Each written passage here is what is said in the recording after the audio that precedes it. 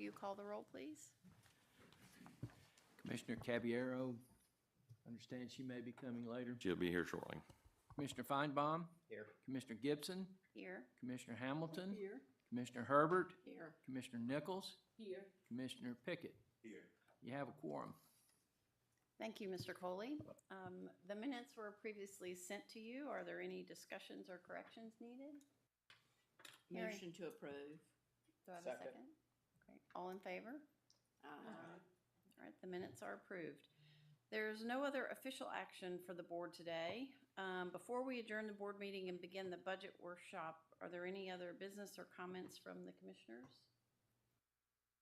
And I understand we have one member of the public who wishes to address the board today. Elijah Kimbrough, you can step to the podium, sir.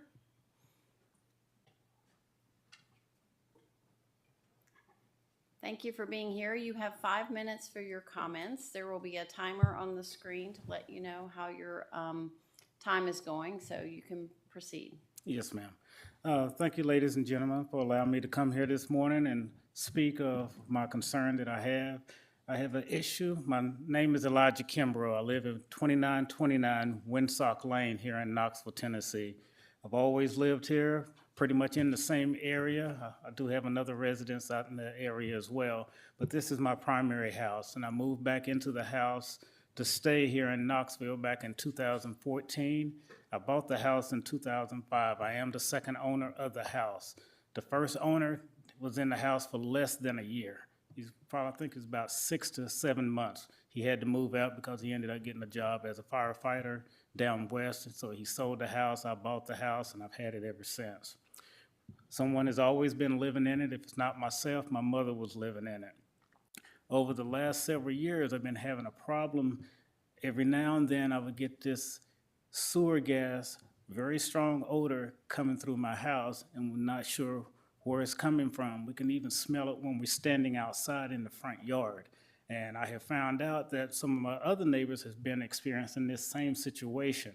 I don't know if they've ever called in, but I know here within the last month, at least one of them has been calling in, because every time I have the problem, they have the same identical problem in their house. We both are treating it in a different manner. My neighbor across the street is at 2930. They use a lot of bleach, and they're going through a lot of bleach trying to keep the odor down inside of their house. Me, myself, it makes me so nauseous, it gives me headaches, heart palpitations, along with the other medical problems that I already have, and I can't sleep in the house when that odor is there because it keeps me up. I have had a plumber out to the house because I started calling around trying to find out what can be done, who could service it, and it has actually come back to me that KUB, which I've never had any problems with, will come out and take a look at it. I had a gentleman named Matt, I forget what his last name is. He came out, he assessed it, he recognized the odor when he walked into the house, because when it's late in the evening or late at night, it is really strong. When it comes on, there's no way you're gonna miss it. As soon as the door opens up, it is there. It will let you know that it's there. I can't have friends over to my house because they already complaining. I got a problem, I need to get it fixed, and I know I need to get it fixed because health-wise, it's affecting me now. The plumber that came out was from Quality Control. They did run the camera from the drain that I have out, the one that's closest to the street, because I have 2 cleanouts because of the size lot, I guess, that I have. The one that's right beside the house, and then there's one that's up by the street. He ran the camera from the street all the way through my house, all the way in through my house, all the way to the far side of my house where my master bathroom is. There was no problems. Everything was clean. They couldn't find any problems that are going on. And they also told me that a smoke test would be necessary for them to try to figure it out. And when Matt came out, he told me that they would actually do that as well. So I do have an appointment. I found the card on my mailbox actually this morning that, someone is coming out tomorrow for sure. And I noticed that a few of my other neighbors had one of these cards on their mailboxes this morning. So I'm assuming that it was put on sometime yesterday, but I didn't even notice it yesterday when I was there at the house. The serious problem that I'm having really got started about 3 weeks ago. Even though I've been having it over the years, over the last 3 weeks, it's been coming and going. It stays there so long that I can't stay in the house. And the sad thing is that I do have good friends and some neighbors that will assist me. So I haven't been staying at home because of this. I have to stay with someone else all the time, and I really don't like having to stay with somebody else when I have my own house and I got a problem that I can't figure out what the problem is. And everyone is telling me that what to do. I've been trying everything that KUB has told me to do and things that some of my other friends have told me to do, and nothing seems to work out. The odor, the gaseous odor is there. It's not there every day, but it's there most of the time. Last night was the first night that I got to stay. Well, actually, it's the second night I've gotten to stay in my own house in 3 weeks because of this odor. And I'm hoping that, tomorrow when they do the smoke test, that we'll find out why we're having this problem in this lower part of my neighborhood, because we're down into like the little valley area of the subdivision.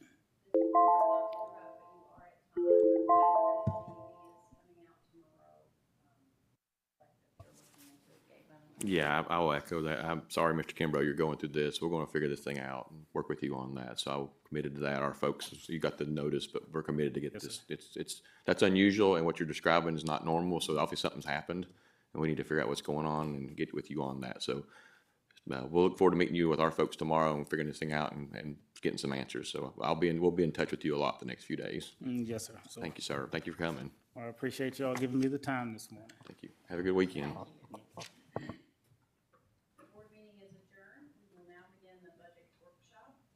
Gabe, I'll turn it over to you for the fiscal '26 budget. Make sure my clicker's working here. Here it goes. Yep. Thank you all for being here. This is a commitment on your part for a 3-hour meeting to talk about this next year's budget and a little bit of the long-range plan. So thank you all for being here. We talked a lot last year about the IRP, and I'll mention that in a minute. But, we did a lot of work preparing for the next few years. The good news is we're on plan. We have a great plan in place, even with all the uncertainties.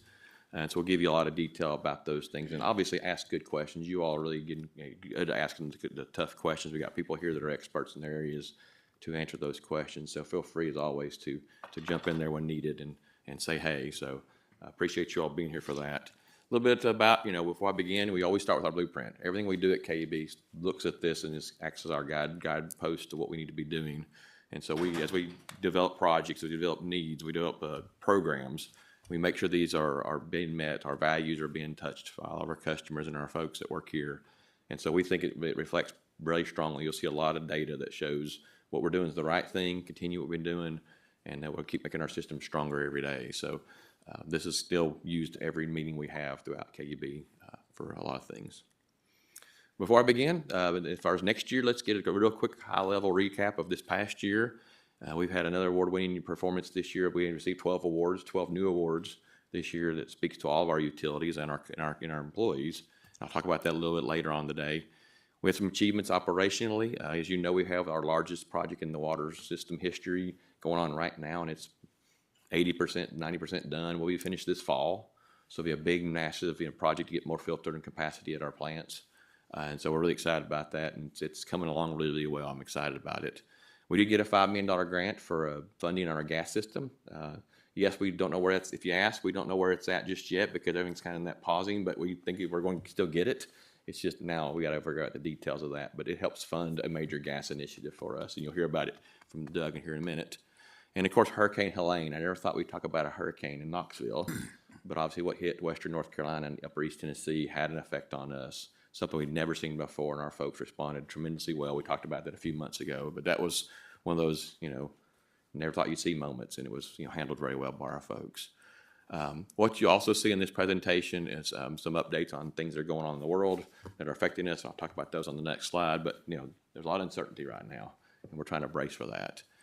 We had 3 strategic initiatives last year, our workforce being one of those. We're hiring some great folks, recruiting some great folks, and training some great folks for all different parts of the community. Continue to see that, and our succession planning has been really strong to build a bigger, brighter future for our company.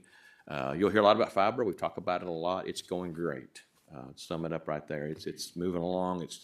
I'm getting more complaints about not getting to their area fast enough than I am about the product. So good problem to have, they say.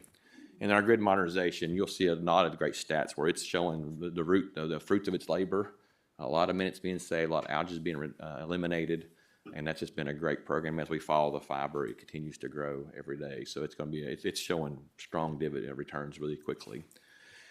And as you know, last year we spent a lot of time talking about the inflation response plan. We have a great plan. It's still a great plan, but there are some uncertainties. A good example, Doug will talk about our substation upgrades. We have transformers we need to buy, and now they're 2 to 3 year lead times, and now we're not even sure what they're going to cost because of tariffs and all kinds of things. And so he's going to address that. Chris will hit it hard about how we're going to plan for that financially, because it's still a lot of unknowns, but we need to know, we need to be prepared for those things as they happen and not come back to you for any more additional needs for more funds and more raise of rates. And so we have a proposed next year budget of $1.3 billion, our largest ever. I say that every year it seems like, but it's a pretty large budget, a 4% increase from last year, led by our capital projects of $271 million, and then another $263 million for O&M. So a lot of things going on with 5 utilities. We have some new bonds that are always planned and was part of the plan last year to help fund those capital projects. Chris will talk about that at length, but we're sticking to our plan from last year. No new needed adoption of rate increases now through the next 3 to 4 years. We will wait and see if that changes. I hope it won't, but that's the plan going forward as we speak. So we've had to do some puts and takes like everybody else in the world's doing, and we continue to watch that as the environment changes around us. So, we'll see what happens. So I have 5 speakers today. I want to introduce Doug Miller, our Director of Construction and Meters. We'll head off with the electric and gas, followed then by our Nathan Babley, our Director of Maintenance. We'll take a little break at that point and stretch our legs, get refills, whatever, bathroom breaks. And then fiber will kick in with Andrew Himaleski. He's our Vice President of Fiber Engineering and Construction. Then our IT department, Eric Green, he's our Vice President, I always get the titles wrong, of Information Services. He's got a great presentation on things we don't talk about a lot, but are very impactful to our internal operations. And then Chris will figure out how to pay for it all with his financial update.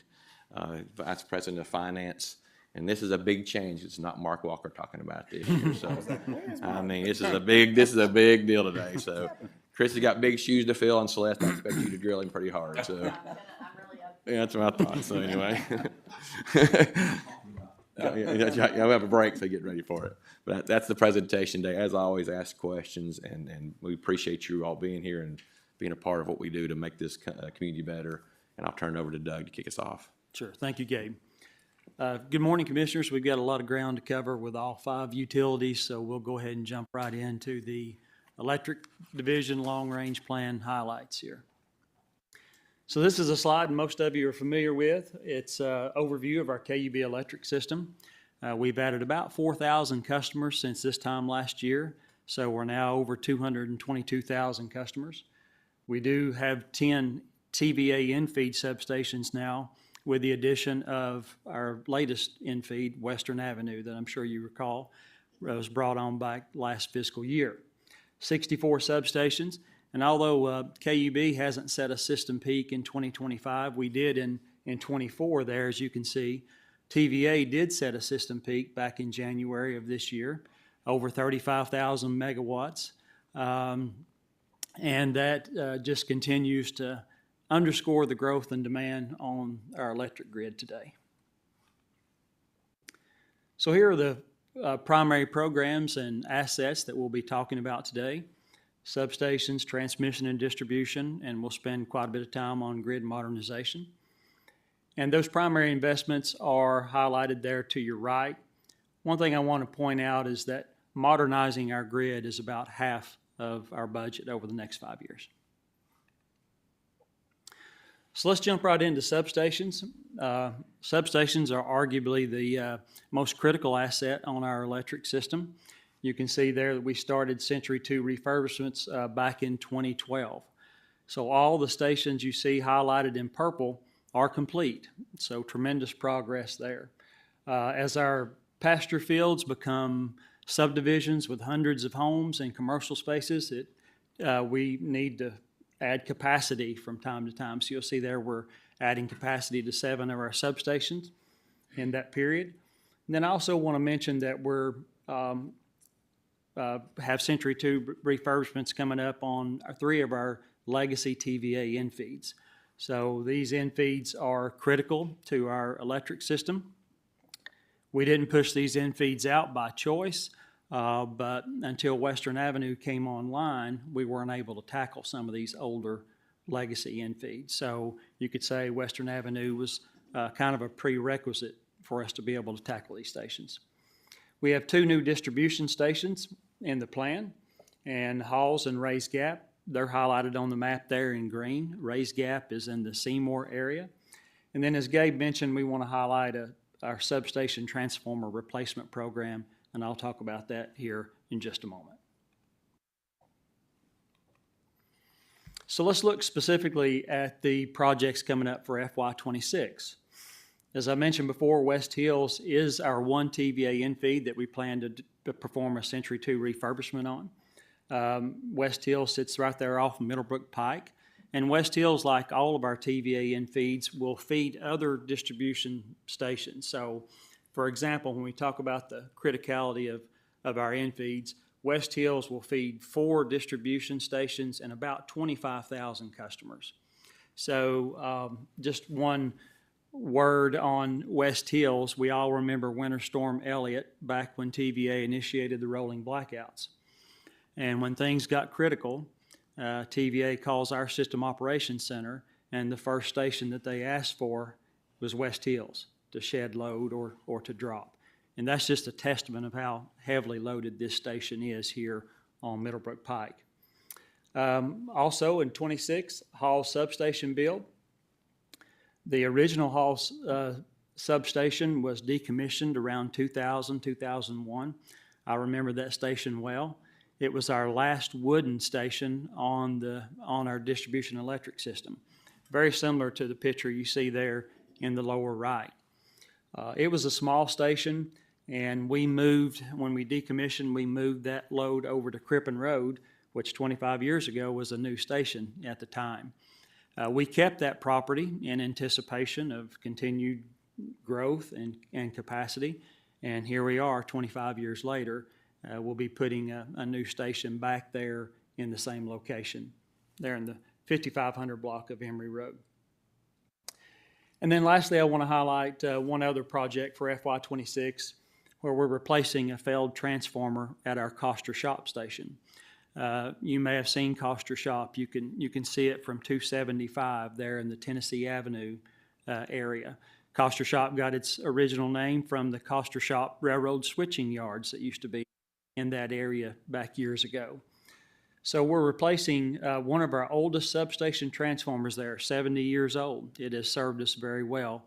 And we'll talk more about that, but the average substation transformer age on our system is approaching 35 years old. So as Gabe mentioned, another program that we're very excited about is our substation transformer replacement program. It's getting these stations in more of a programmatic, aligned with Century 2, where we can look ahead and proactively replace these transformers. If you look at the chart there on the right, you can see we had a number of transformers installed back in the 70s. We actually have 2 that were installed in the 1940s. All of those are serving us well right now. The 2 from 1940 are located at our South Knox substation out on Chapman Highway. But with the increased demand, some of the things Gabe mentioned, up to a 3-year delivery on these. Most of these come from outside of the country. And just the fact that, age is a factor as well. We feel like we need to be on more of a programmatic schedule. So you can see there in 26, we plan to replace a transformer out at Emory Roberts, and then 2 units annually beginning in 27, so that we can be proactive and stay on top of our substation transformer replacements. Where do we get those? Who manufactures them? For a while, it was in Brazil. That's now moved to Korea and China. So it's the big large transformers. We bid it internationally, and it's who has the capacity and ability to build them. But that's where the last few have come from. Do we keep like a spare on Yeah, we sure do. And you can talk about that. We definitely keep at least a couple spares, actually, of different sizes. Yes. And I'll And say that, has technology, I mean, it's amazing that something from the 40s is still working today. Has technology changed with regard to transformers? Commissioner, I don't think that the technology has changed, but there's something unique about KUB in that at our substations, we don't overload our equipment. So we typically, and you may have heard this before, but we typically run our substations at 50 to 60% loaded. And that's how we get 70 years plus out of some of these transformers. And And philosophically, we don't know this, but we wonder how much they overbuilt some of the stuff in the old days when you didn't have computers, you built it by hand. I don't know that to be a fact, but some of these old units are built like tanks, and they're just different than the newer ones. I mean, so I don't know if there's some truth to that, but to Doug's point, we also don't load these up, and we do maintenance on them all the time, so we're kind of like keeping an eye on them. But yeah, those two from the 40s are pushing 80 years old, which is crazy. yes. But we're so. I was gonna ask about the longevity. I mean, I know, like, you look at major appliances that you use in the home, and they don't last as long as they used to.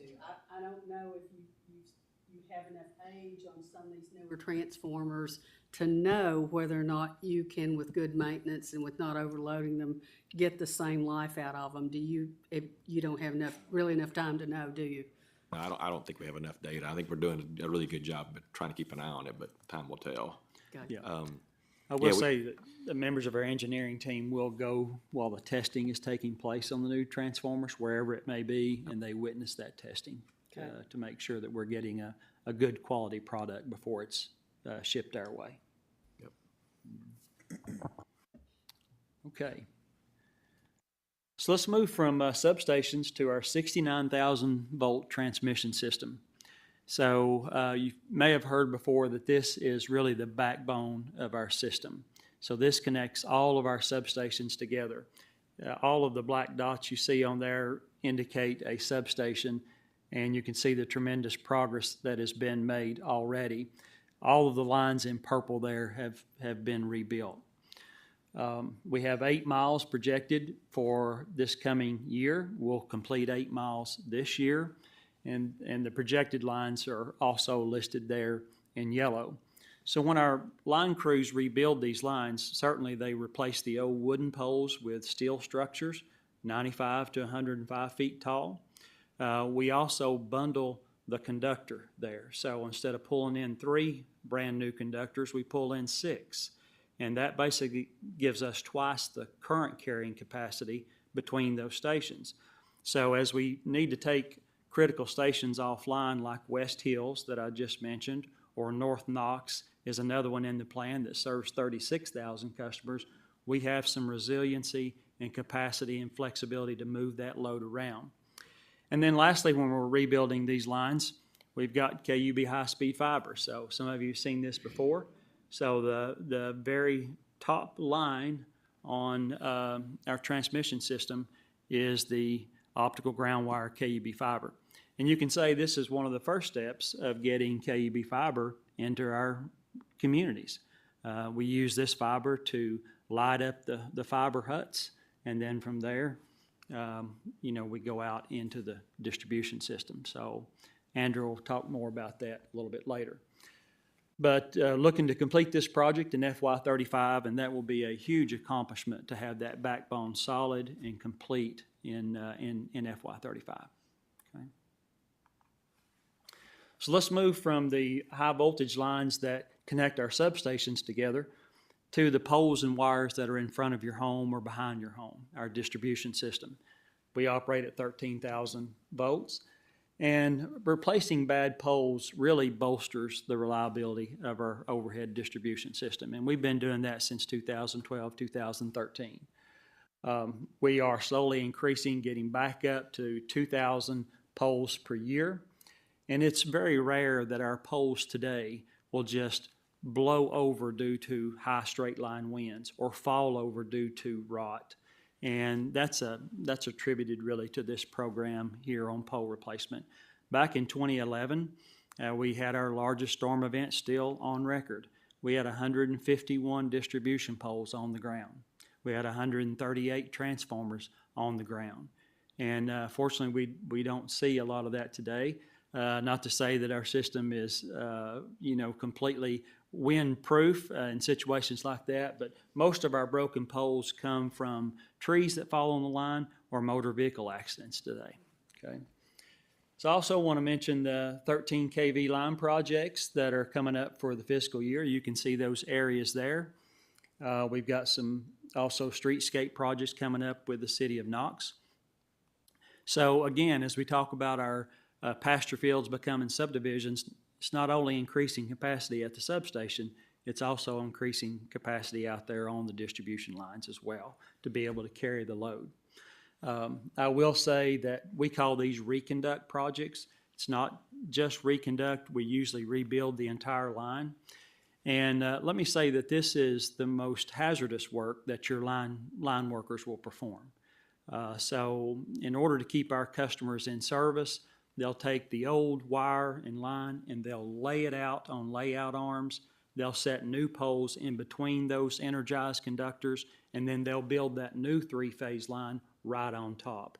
So, the whole time that they're performing these reconduct projects, they're in high voltage gloves, high voltage sleeves, FR clothing, and they're working around 13,000 volts continuously to keep our customers in power while this is going on, okay? Sorry. So let's don't forget, on the underground system, we also have about 1,200 miles of our primary distribution system underground. Any new cable that we put in today is always put in conduit. So you have that rigid conduit to protect against moisture, rocks, damages from excavators, things like that. Back in the 60s and 70s, we didn't do that. We put cable in direct buried. So a huge accomplishment. Last fiscal year, we were finished up a program of replacing 175 miles of the direct buried cable, getting it out of the system and replaced with conduit or with cable in conduit. Now our focus goes to a different type of direct buried cable. This is the last primary cable that's left on our system. It's called EPR, and it's the same type of cable, just a little bit different insulation. And we'll be focusing our attention to that over the next few years, getting about 10 miles a year beginning in FY27, replacing that cable and conduit as well. And then one new program that we're very excited about, we've talked about this for a few years, is a strategic underground program. So basically this is taking the areas of our electric system that have the poorest reliability in the most difficult to access places. And it is our engineering team has done a great job of identifying those areas where we can go in and move a portion of that load underground.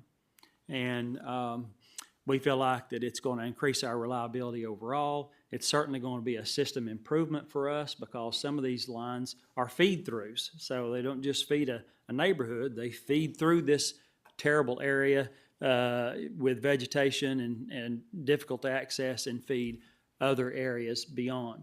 So our engineering group has a couple of pilot projects or projects already identified there. One in Rocky Hill in the Rudder area lane and Rudder Lane area, and then also one deep north there at Hickory Star. Question.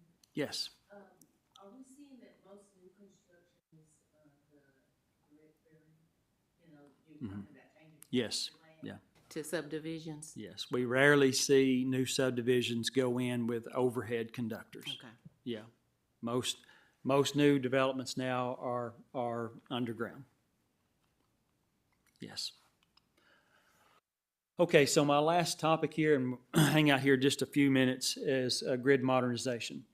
And I want to spend most of my time talking about smart switches because we're right in the heart of this program right now. And this program with our smart switches is closely following the fiber build out. So for these switches to operate like they should, they need that KUB high-speed fiber. So we've got about 400 switches there that are already installed.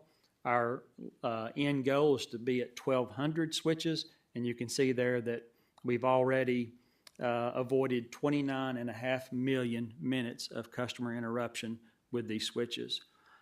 So some of you have seen this before, but let's take a quick look at how these switches actually work in the field.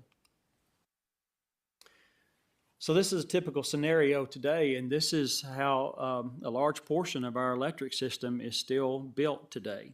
So you have a feeder A, feeder B. This could be Lonsdale 11, Lonsdale 12, for example.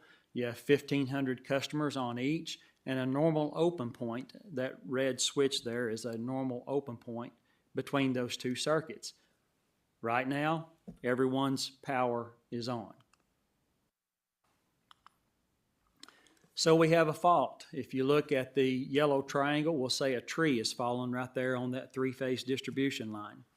Immediately, feeder A sees that fault and it opens up. That's its job. It clears that circuit. So at this point, we begin dispatching resources out there to patrol, locate that trouble, and then they begin to manually isolate by opening switches, communicating with system operations, and they start a manual step restoration process to get these customers back on. This is what causes the large red dots out there on our outage map, right? These are the ones we try to avoid. So again, this is before smart switches connected with KUB high-speed fiber. Now let's take a look at what the circuit would look like with new smart switches connected with KUB fiber. And the pictures to the right there just show you what these devices look like in the field. So here in this scenario, we have 5 smart switches there. You can kind of see them in both circuits. And that normal open switch is also a smart switch, all connected by KUB fiber. So again, in this scenario, all customers have power. We see a fault occur in the exact same spot as the scenario before. So a tree has fallen, for example. Notice feeder A doesn't even see the fault. Why? Because there's a smart switch there between it and the fault. So the smart switch opens, the first 500 customers are not interrupted. So here we begin to see the first stages of self-diagnosing and self-isolating without any really human intervention. So my last slide, you'll see here that the next smart switch just downstream of the fault has now opened, as you can see, and the normal open switch, which was right here, has now closed. So you see that part of feeder A's customers have been picked up with feeder B by the automatic closing of this normal open switch. And what I want to point out is that with these switches working in tandem with KUB high-speed fiber, this happens in seconds. So before we can even get our troubleshooters and our crews dispatched to the area, this has already happened. And at the end of the day, now our troubleshooter knows where to go because it's already been isolated here. So just wanted to underscore the value of getting these 1,200 switches in over the long-range plan and its impact to reliability. So I want to touch on just a few other grid mod projects very quickly here. You've heard Mr. John Gresham, Ms. Erin Gill talk about these before, so I won't spend a lot of time here. But voltage optimization is one of these. This is a program that really TVA is encouraging its distributors to be a part of. So in a nutshell, we have a very successful project going on in North Knoxville right now. This is what these devices look like out in the field. And essentially at peak times, we're able to lower the voltage across a particular circuit within an acceptable range, no impact to our customers, but at the end of the day, it reduces our peak and demand cost. So power is a product of current times voltage. You bring that voltage down, you're going to bring the power consumption down. So that's basically how that voltage optimization works there. Battery energy storage is something that we're still learning about. We know that it's key. It's a hot topic on the across all the utilities at this point. And then let me just mention microgrid. Our Middlebrook Pike campus, we feel like it is a perfect candidate for a microgrid. We all know how critical that station, that whole campus is. That's where our system operators are. That's where we assemble for incident command. And so we are looking forward to moving forward with that. 2 more slides here and I'm done, Commissioners. SCADA is a mission critical system for our system operations group. And I could stop right there. But having the ability to operate, monitor, control thousands of assets, not just on the electric system, but pumps, regulators, from the office is critical. So one could say in our early journey to grid modernization, having SCADA where we could do that was one of the first steps. And we've been fortunate to have this in place for many years. But the new and improved SCADA here will support all of those grid modernization applications that I just spoke about, including tools for our smart switches as well. So we are excited about that, and it will go live in 25. So Commissioners, my last slide on electric is Century 2 outcomes. Basically, our service reliability continues to improve. Our outage duration index continues to go down to the point we've been as low as 1.85 hours per customer per year. That's a combination of all the things that I've talked about today and many more. Our smart switches, we've been able to avoid over 29 million customer minutes of interruption. And then I'd be remiss if I didn't say a word about our vegetation management. It's the only O&M program that I'm talking about in this presentation, but I have to mention it because of its impact to reliability. We're still doing a lot of trimming. We're still removing those hazardous trees, but something new this year is we are removing that overhang, that canopy over our distribution system. The law of gravity will tell us that if we get snow, ice, heavy winds, heavy rain, those branches are going to fall directly down onto our distribution system, and as a result, it will create an outage. And we feel that removing that canopy is going to go a long way in improving our reliability overall on our distribution system. Okay. So, Commissioners, I know that was a ton of information in a short time. I'm glad to answer any questions that you may have before we move on to the gas system.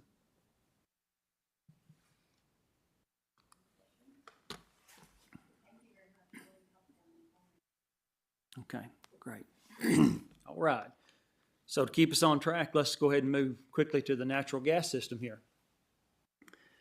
So you can see with natural gas, this is an overview, and we have 111,000, a little over 111,000 customers on our gas system. It is not unusual for us to add 125 customers per month to our gas system every month, and that is a great thing for us, and to see our gas system continue to grow. We have 3 delivery stations or gate stations there highlighted with the big yellow dots, Level, Topside, and South Knox. And that's where we receive our high pressure gas from Enbridge. And then we put it out on our system. The red halo there around our gas system, we call that the North Loop. That is our high pressure system. So we have 43 regulator stations. Think about those like a electric substation, except here we're regulating pressure, not voltage and other things, okay? We like to say that our gas system is tight because we are over 90% polyethylene plastic. And so no cast iron in our system, and just a small piece of ductile iron out near the Alcoa Highway project that we're working to get out of the system, okay? So here are the areas that we'll focus on today: resiliency, low pressure steel, kind of our strategy to remove that from our system. Capital improvements will include some growth here, and then a meters initiative where we're changing out our diaphragm meters to a new ultrasonic meter. And you can see those primary investments broken out FY 26 through 30 there on the right.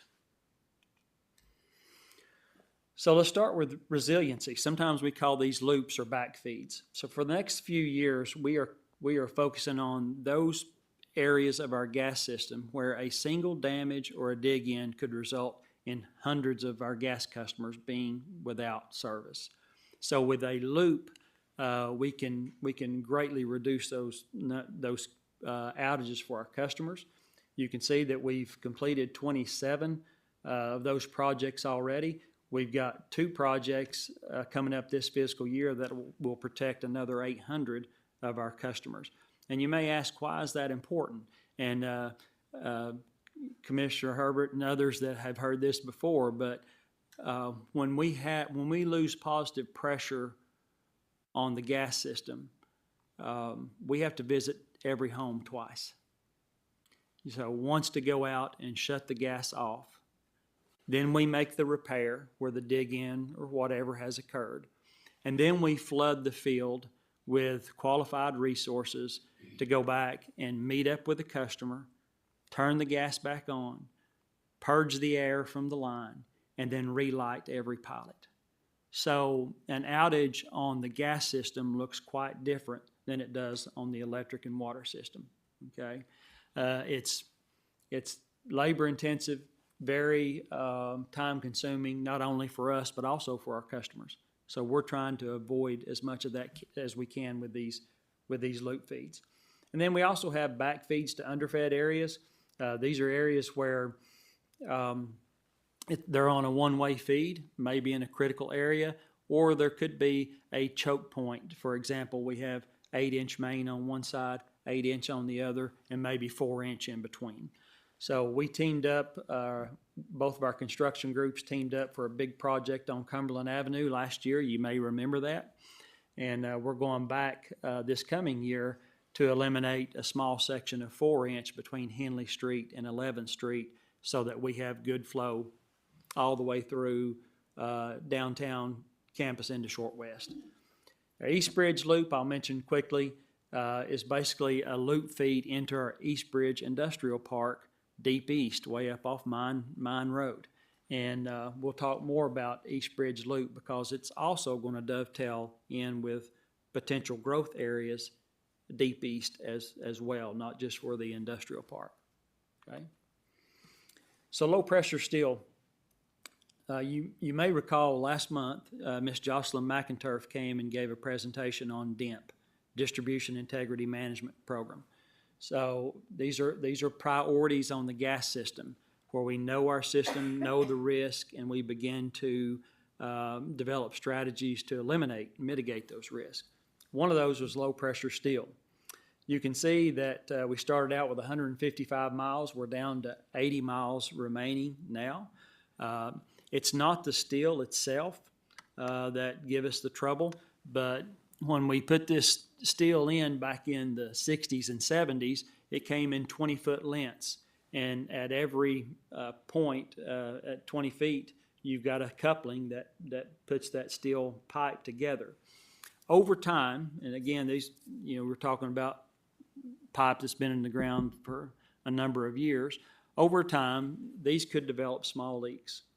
So we are working to remove that low pressure steel completely out of our system.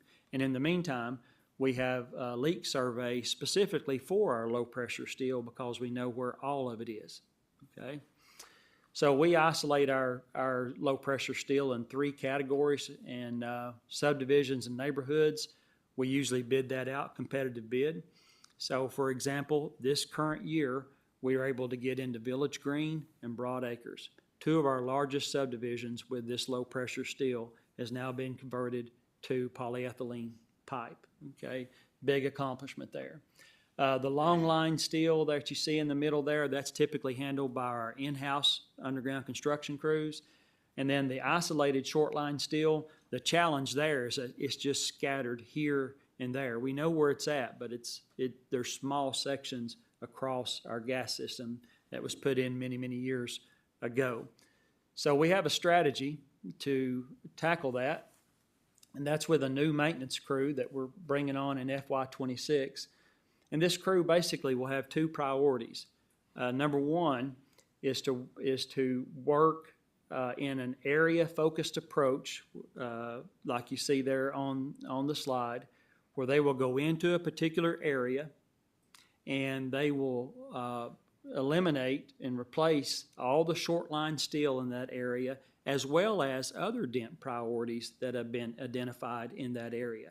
So think about that as when we go into a substation and do a Century 2 refurbishment. When we leave there, it's new. When we leave there, the risk is mitigated. Same way here. When we leave these project areas, those dent risks are mitigated at that point. We feel like that it's in alignment with our other Century 2 projects and programs. We've already got the project areas identified, and we hope to tackle 2 to 3 areas per year. Some will be a little heavier, some will be a little lighter.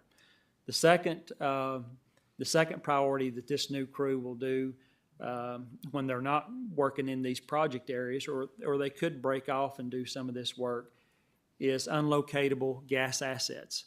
So our state regulator, over the past year especially, has really took a hard stance on excavation damages, and rightly so. I think you heard Ms. McInturf speak last month when she was talking about DEMP, that excavation damages are a primary cause of leaks on the gas system. So our state regulator is taking a hard stance there, and at the end of the day, when our assets cannot be located by our contractors, they give them back to us, and we call those unlocatables. So this crew will have the capability to do some soft digging, and again, at the end of the day, it is our responsibility as the owner to locate that asset so that whoever's wanting to dig around it can excavate around it safely.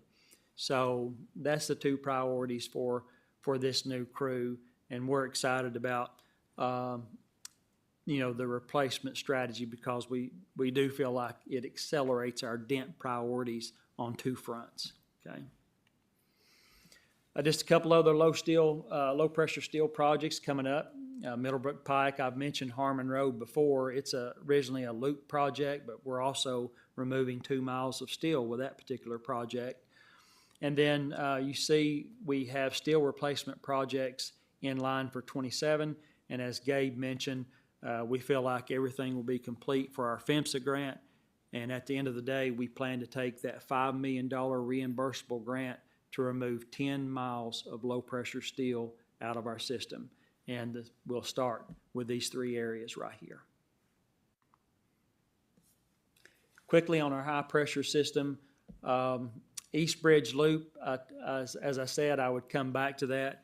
But if you look closely here at this green line that taps off of our north loop, that's about Harris Road at Rutledge Pike. This runs all the way up Rutledge Pike, takes a right on Mine Road, and feeds into the back of East Bridge Industrial Park. So that's our loop for East Bridge Industrial Park for continued planned growth areas. But also notice all this area up here with very little gas, and what gas we have is on a one-way feed, okay?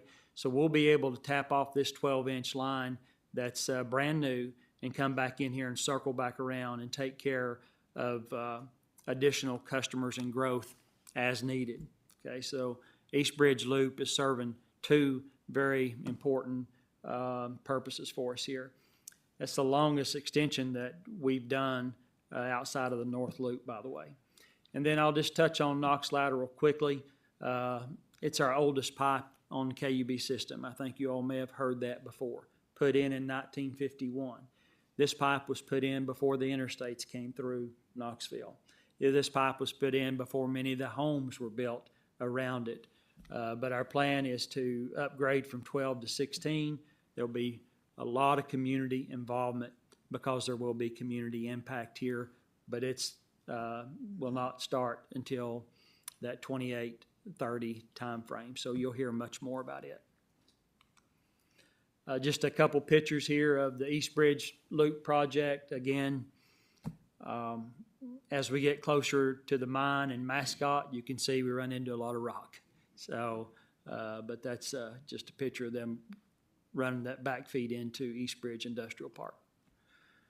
And then wrapping up here quickly, I just wanted to show that we're working closely with Advanced Knox. So all those areas you see on the map there in yellow are potential growth areas. And the red stars just indicate that we have either already built an infrastructure for gas, or we are in the process of building an infrastructure for gas so that it is available as growth continues, especially deep east, but you also see areas down here around Solway and Hardin Valley as well.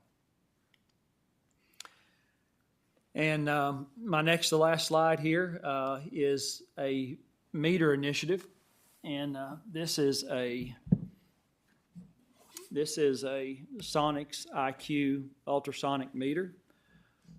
You can see that we have in a 10-year plan a plan to replace all 100,000 of our diaphragm meters that are the ones in the picture there and behind the ultrasonic with the new ultrasonic meter.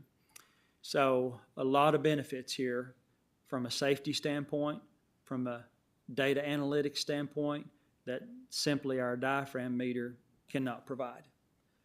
I won't touch on all of those, but just a few is that this meter has a built-in valve internal.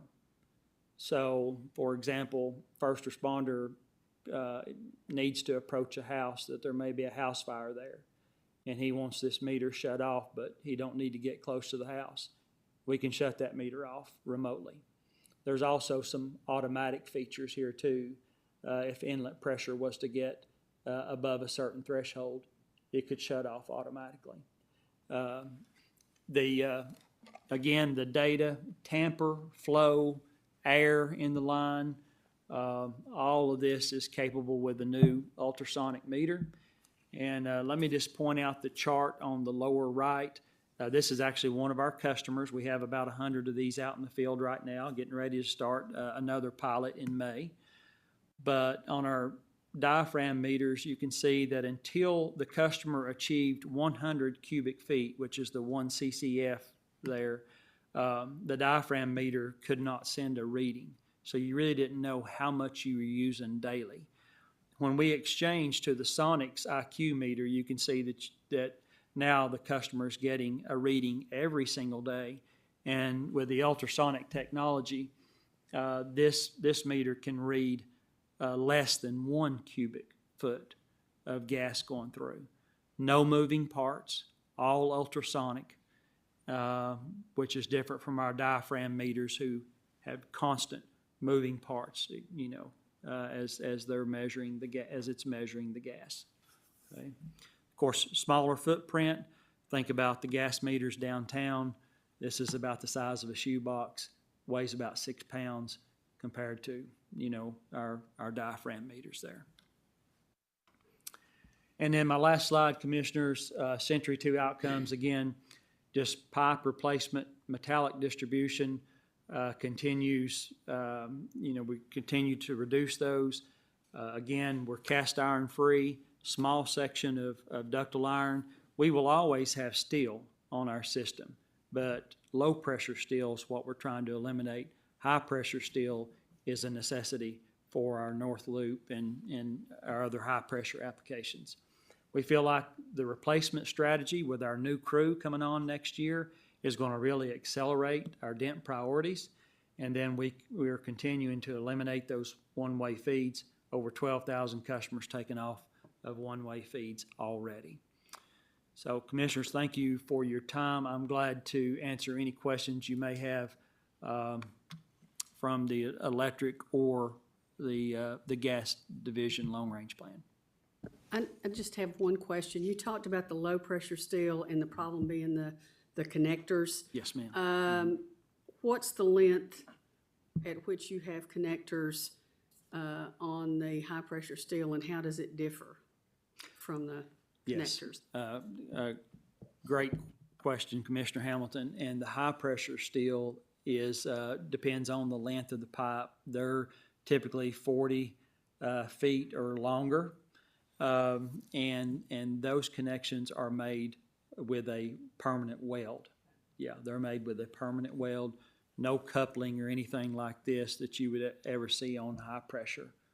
Great question. And those are actually inspected on two different levels. First, the visual, obviously they do an X-ray, and then they actually do another, run what they call PIG. They run a thing through the pipe to make sure all the things, so those things are, those welds are way tighter than the pipe even is in those welds, so it's a pretty impressive operation. Briefly address replacement, recycle, and disposal of all these things that you're gonna replace? You're gonna replace the big unit with the small unit. Are there any reusable, recyclable, or what do we do with all the things we're changing out? Sure, that's a great question, and let's just take meters, for example. Our diaphragm meters, we will keep several of those on hand over that 10-year period because we may need to exchange some of the older diaphragm meters in certain applications. When we get to the point to where we are comfortable and can begin to release some of those, we will resell those diaphragm meters back to put them on gov deals, and they could be rebuilt, remanufactured, reused by another utility company. Yeah, and that's gas, the gas meters in particular.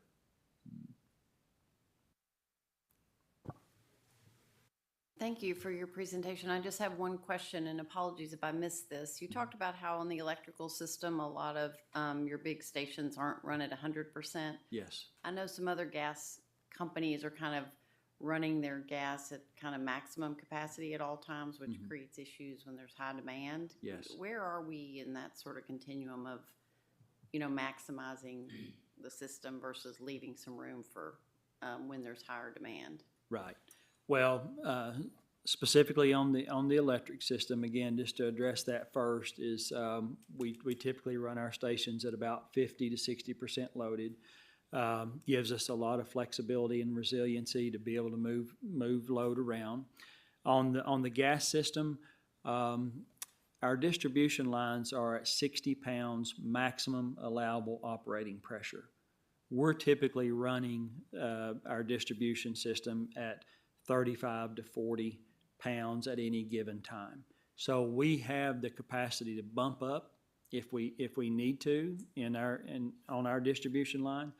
And also our high pressure system, we don't run it at full capacity either. So although we may be taking gas from Enbridge at 600 pounds, we may have 160, 180 pounds on our north loop with a 200-pound maximum allowable operating pressure. Have we ever had to ask customers to turn off their gas or stop their gas at times of peak use? We do. Okay. So on the gas side, there's a lot more we call them interruptible customers. They pay a different rate, a lower rate for us to have that flexibility. And so in the dead of winter, we'll give them a heads up and say, hey, we see really cold weather, and they have to have backup generation a lot of times, like diesel or whatever they want, and what do they want to use, and they have to test that regularly. So we'll ask them at that point, hey, we got firm customers need it, plan to be off, they know it, they're fine with it. We'll give them, tell them how many days it might take, and they go ahead and prepare for that and get on their alter. But a lot of our customers are, I say a lot, more there on the electric side than the gas side, have that interruptible rate that gives us that flexibility in the coldest times of the year. Thank you. Any other questions? Thank you very much. Very helpful. Thank you, Commissioners. All right, thanks, Doug. Good morning, Commissioners, and I'm going to speak to you for a while on the water and wastewater fiscal plans for 26 through 30. Feel free to stop me at any point in time if you have any questions during this presentation. Okay, so looking at our water system, first of all, our goal is to provide high-quality drinking water 24/7. Every time someone turns the tap on, we want that water to come out. That water starts in the Tennessee River, and then you can see right here this yellow dot, that's our Mark B. Whitaker, or MBW, water treatment plant. So that's where we produce the water, where we make the water, and from there it goes into our distribution system. You can see the distribution system here is outlined in red, which includes a big part of Knox County, The city of Knoxville limits are shaded here, so a big part of the city of Knoxville. And then it goes out east towards Jefferson County and Sevier County. Now, the way we get the water out there and we store the water is through our pump stations and storage facilities. We have 27 pump stations and 28 storage facilities, which I'll talk a little bit more about later, what those do and how those function, but those are very critical to our system. Our plant capacity, it peaks at about 63 million gallons. We typically make around 32 million gallons a day. So to put that in perspective, that would fill about 50 Olympic-sized swimming pools every single day. Okay, so looking at our investments over the next few years, we've got about $180 million worth, $43 million in FY26. We've got the categories broke down here that I'm going to go through and talk more about, but you can see it's basically the same sort of thing with our system. We start with our treatment plant, so we have about $70 million in investment plan there. Then our probably largest program is replacing aging pipe. So that's our cast iron and concrete pipe replacement and galvanized pipe replacement. We also focus on our remote sites, which I'll get into more detail later. We're going to spend about $11 million in those. I do want to point out that our galvanized replacement program that you've heard a lot about over the years, it should come to an end in 32. So we're getting closer on that program, and I'll talk a little bit about why that's important. Relocation projects, we're spending about $13 million. That can include City of Knoxville or TDOT, where we're in the road right-of-way. And as you drove around Knoxville lately, you know we are widening roads and moving roads and all of that. So whenever those impact our facilities, then we have to act accordingly. On the growth side, we're spending about $8 million. That can be new customers, new meters. One thing I do want to point out that we are noticing is a lot of the infill that you see, where before we may have had 20, 30 just single family home residential meters. Now we have large meters because they're feeding multifamily homes or apartment complexes or those type things. Okay, so let's start at our treatment plant where we make the water. We're planning to spend about $70 million. Now, most of that is dictated by what we call the Water Supply Master Plan. So that initiative started many years ago, where KUB was looking forward to, okay, how do we make sure our water treatment plant is over 100 years old? So obviously it's going to need, those assets are going to need upgraded, but also how do we provide redundancy and resiliency? We didn't want single points of failure, because single points of failure means we're not able to produce water. So what do we need to do to make sure we don't have that happen? Well, that's the basis of our water supply master plan. That program started several years ago, and the largest project, which Gabe mentioned, which is KUB's largest ever capital project, is our filters project, which you can see in the picture here.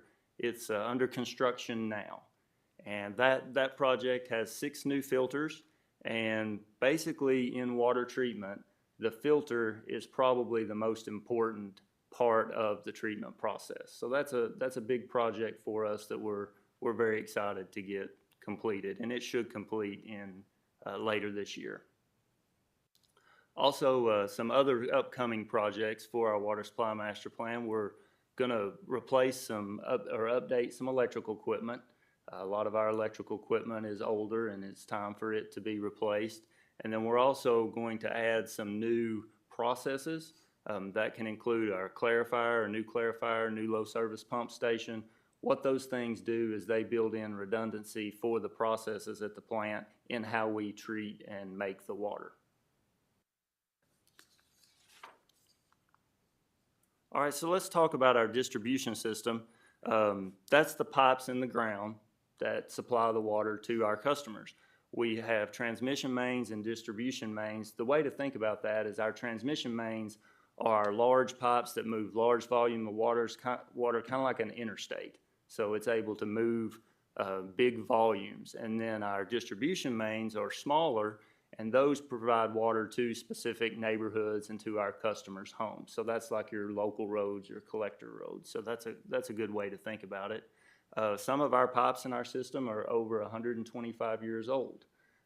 The reason our pipes are important is we want to prevent main breaks, because when mains break, then we have customers out of water. So we're constantly replacing older pipe with newer pipe to try to prevent those main breaks. And you can see in this chart over here, our system currently is about 67% newer pipe types, which is plastic and ductile iron, but we still have about 33% cast iron, galvanized, and concrete pipe. So we attacked the galvanized first, and we started about 20 years ago replacing galvanized pipe, and I've got a slide later showing that we're almost finished with that initiative. So now we're moving on to the concrete and cast iron pipe, and we have a distribution system master plan that shows where our projects should be located, where our oldest pipe is, where our problem areas are, and that's how we determine what pipe we're going to replace next. You can see in the chart here, we're replacing around 9 miles of main each year for the next few fiscal years. The blue down here in the bottom, that represents the galvanized pipe that we're replacing. It's spending about $8 million, and there's about 7 miles of that remaining. So we're working on getting that 7 miles out of the system by 32. And then our new focus is the gray, which is the cast iron and concrete pipe replacement, and that'll represent about $63 million. Okay, so how do we complete this work? How do we replace those pipes? Well, KUB utilizes contractors, so sometimes we bid the work out and we have contractors come on our system to work. And then other times we utilize our internal crews. You've probably heard us talk about beefing up those internal crews recently. That has a lot of advantages. There's a whole lot of reasons why we want to do that. We've been developing that expertise in-house, and our crews are really good at what they do. So we utilize both. One of the advantages for our internal crews is if we have, for example, a situation where we have to work 24 hours a day, 7 days a week to get a project done, those crews can do that. If we bid out a project and we get really high bids for some reason, we may decide not to award that project and just have our internal crews replace that pipe. So there's a lot of reasons why we do that. Back to the galvanized pipe. So you can see in this chart, which you've seen before, back in '04, we had about 137 miles of galvanized pipe in our system.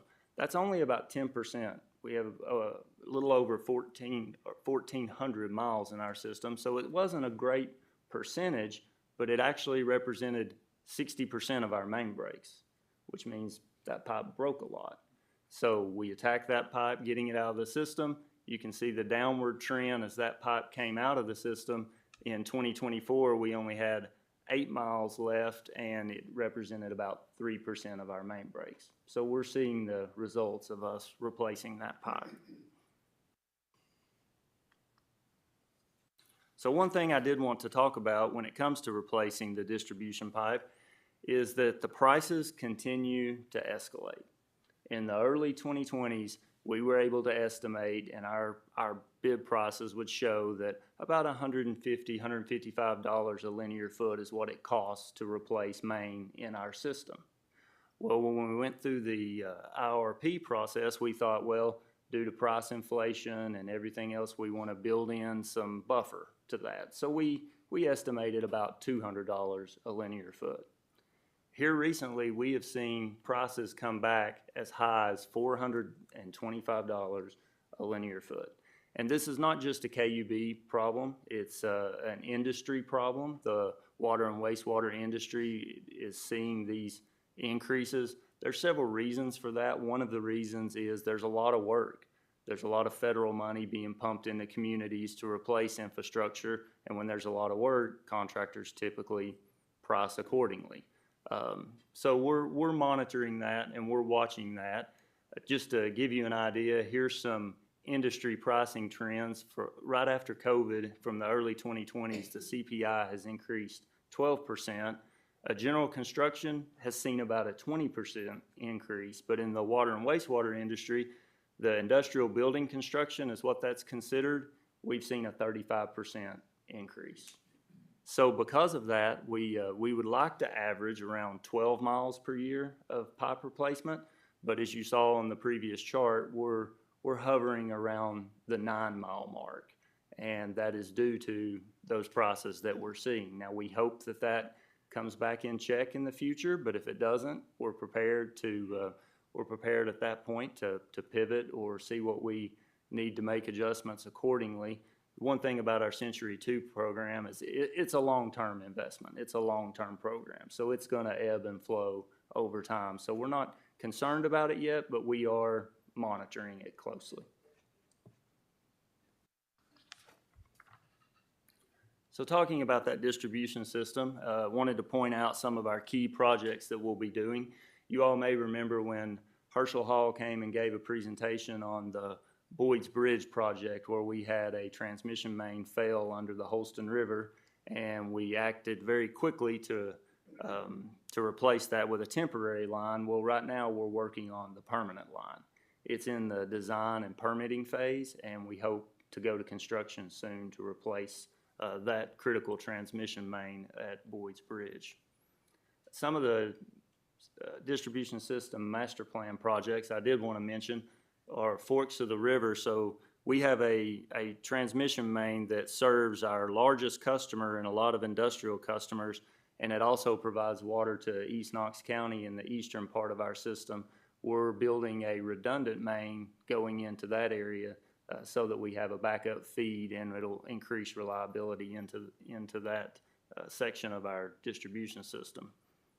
We also have scheduled for FY30 MBW river crossing. So right there at the plant, we have a line that leaves and goes under the Tennessee River into South Knoxville.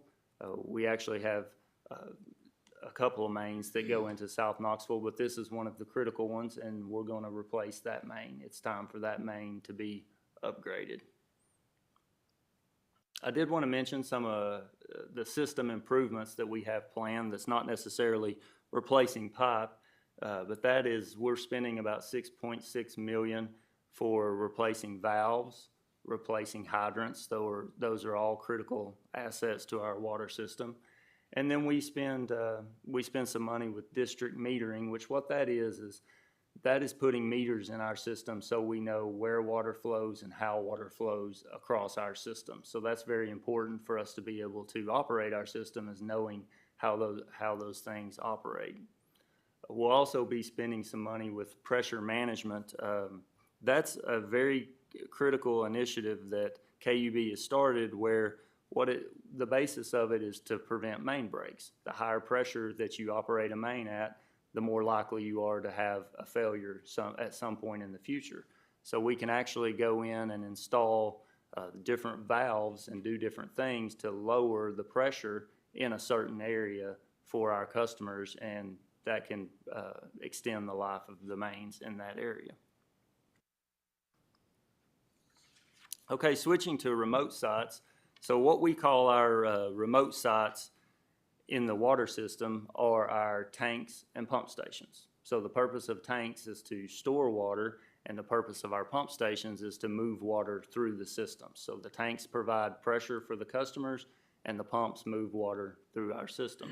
So we're planning to spend about $11 million over the next few years on those projects. One I wanted to mention, you can see in the picture on the right here, that is our new booster pump station right outside of our Hodgson's campus on Middlebrook behind Waggles. If you've been by there, you may have seen that. That's a critical station for us because it is a redundant station for our Third Creek area and moving water west in our system. Right now we have one station that does that, so we carefully monitor that station to make sure nothing happens so that those customers aren't out of water. Once we complete this station, we will have two stations that have the ability to do that, and that will also allow us to refurbish that Third Creek station, which is now a little over 50 years old. So it's time for us to come in and do some refurbishment and improvements to that station. Additionally, we're going to be adding about 4 million gallons of storage at our Buffett Mill Reservoir. As our system continues to grow and we see increased demand, we want to have more system storage System storage also provides us a lot of operational flexibility during our peak days. Wanted to mention another pump station, the Bruin Road Booster Pump Station. That is also going to be a redundant pump station where we can provide water into the Fountain City area of our system.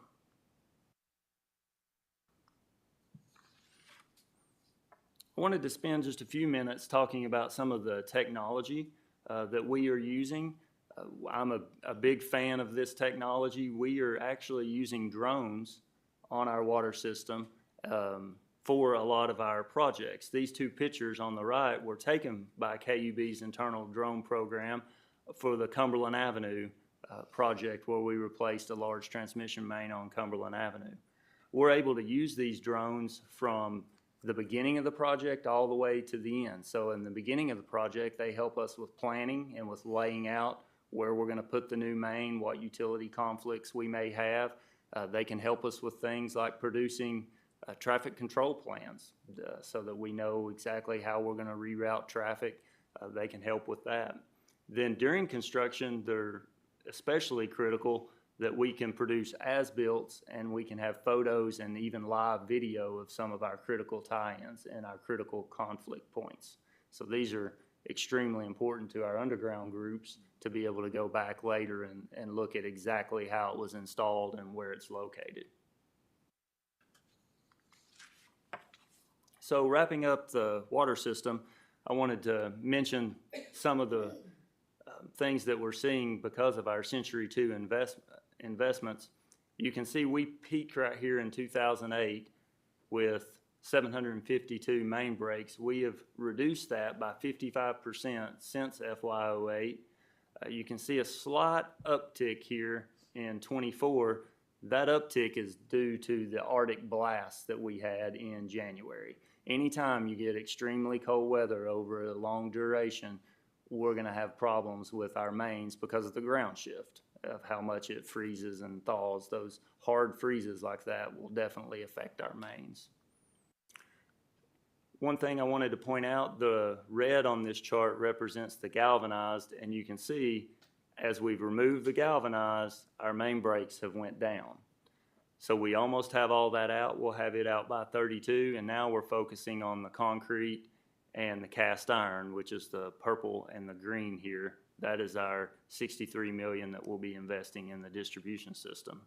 And then in addition to that, our water supply master plan has significant investments at our MBW treatment plant, which is where we're able to produce and make our water.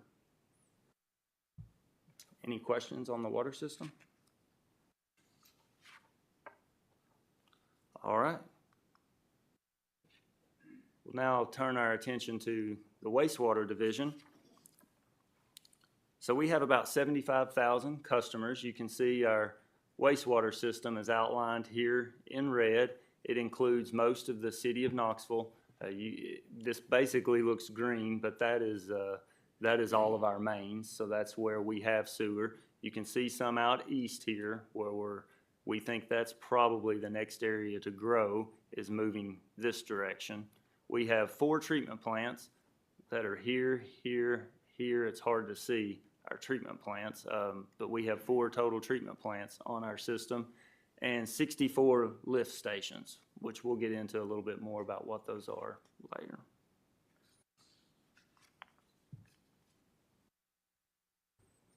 Okay, so talking about our investments for the wastewater system, we have a total of $210 million that we'll be spending in the next 5 years, $37 million in FY26. You can see the majority of that, over half of that, is in our collection system rehabilitation. So I'll go into collection system rehabilitation and why that's important in a few more slides. Our treatment plant and remote sites also make up a large portion of the spend. So let's start at the treatment plants. We have 4 treatment plants. We'll be spending $44 million across those plants. One of our largest projects is the Kauai disinfection conversion. You've heard us talk about the initiative we've had for several years to move away from dangerous chlorine gas. That is the final project that will complete that initiative. Some of the other projects include upgrades to equipment and upgrades to processes. You can see the picture here. These circular, those are our final clarifiers at Kauai. We'll be replacing a lot of the equipment that is in those. And we'll also be doing similar things at Loves Creek and some of our other plants.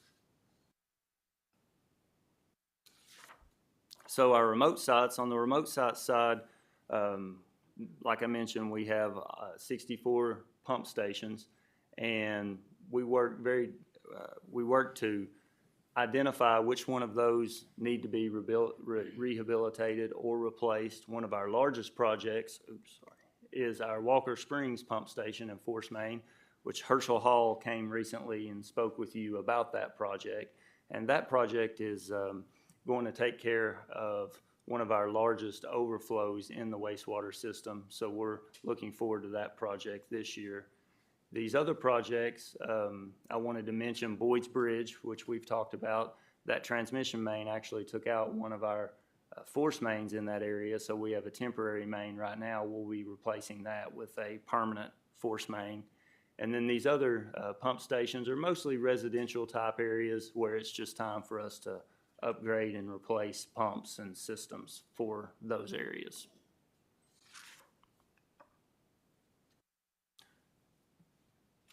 So our collection system rehabilitation, so that is identified through we do a lot of proactive work looking at our wastewater system with cameras and other things to identify where we have defects or potential failures, and also where stormwater is entering our system. So that's the main thing of a collection system, is we want to prevent failures and we want to keep stormwater out of our system because those can lead to overflows and also overwhelm our treatment plant during wet weather events. So you can see in this graph here, our collection system consists of 66% newer pipe. That is due to our PACE 10 program, where we aggressively have rehabbed quite a bit of our collection system, but we still have about 34% of these older pipe types, which include concrete, clay, brick. So those are the areas that we target for our rehabilitation. Those are normally larger projects, neighborhood-wise, so we're going into an entire area or neighborhood to try to work through those. We have 66 miles planned of replacement across those across these multi-basin or multiple basin projects. One of the most notable is our Fort Sanders area. We are replacing about 5 miles of main there. We've also been aggressively working on our other systems in the Fort Sanders area, our water system and gas system. And so the city will come behind us once we're finished and repave those streets, and then we'll be complete with all of our underground utilities in that area. This chart here shows our pipe replacement mileage. You'll see a dip in these first couple of years due to some of those larger pump station projects that I'll talk a little bit about, and then we get back up to a little higher mileage in the last 3 years.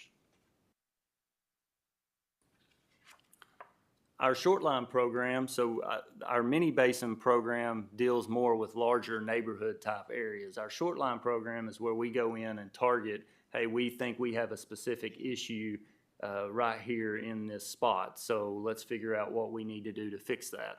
We normally complete about 15 of those projects a year, so they're designed pretty quickly and also executed pretty quickly, and we'll spend about $37 million on those projects. We also have a new internal construction crew, and just like we're doing on the water side, where on the sewer side, they can go in and target some of those areas and complete those projects for us.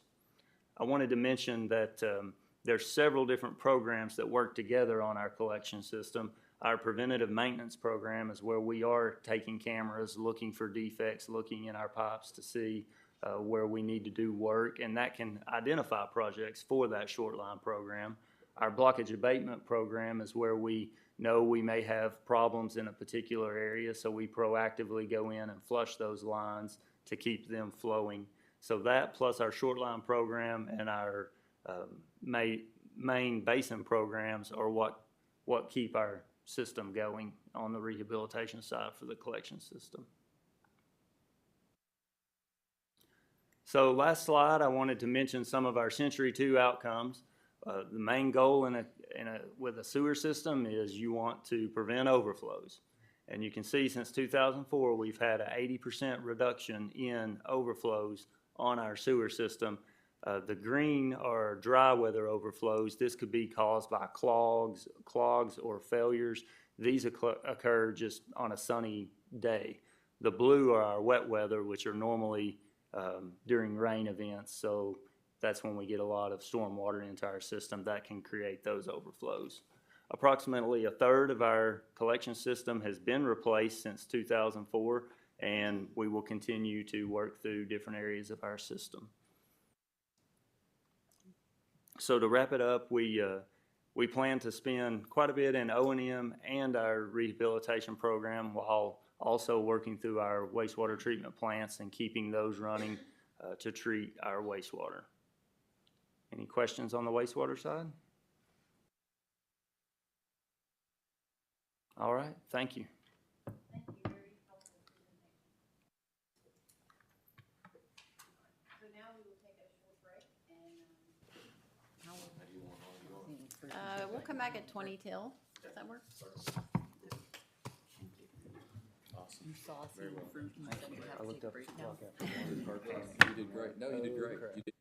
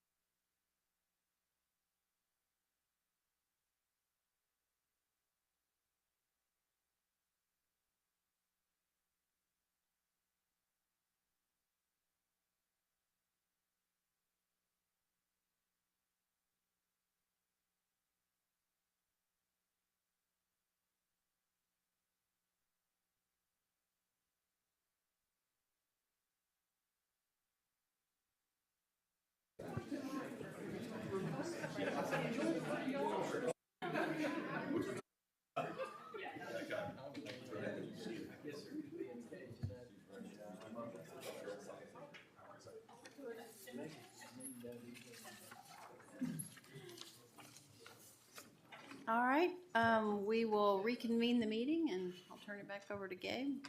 Andrew's got the next section. Thank you, Andrew.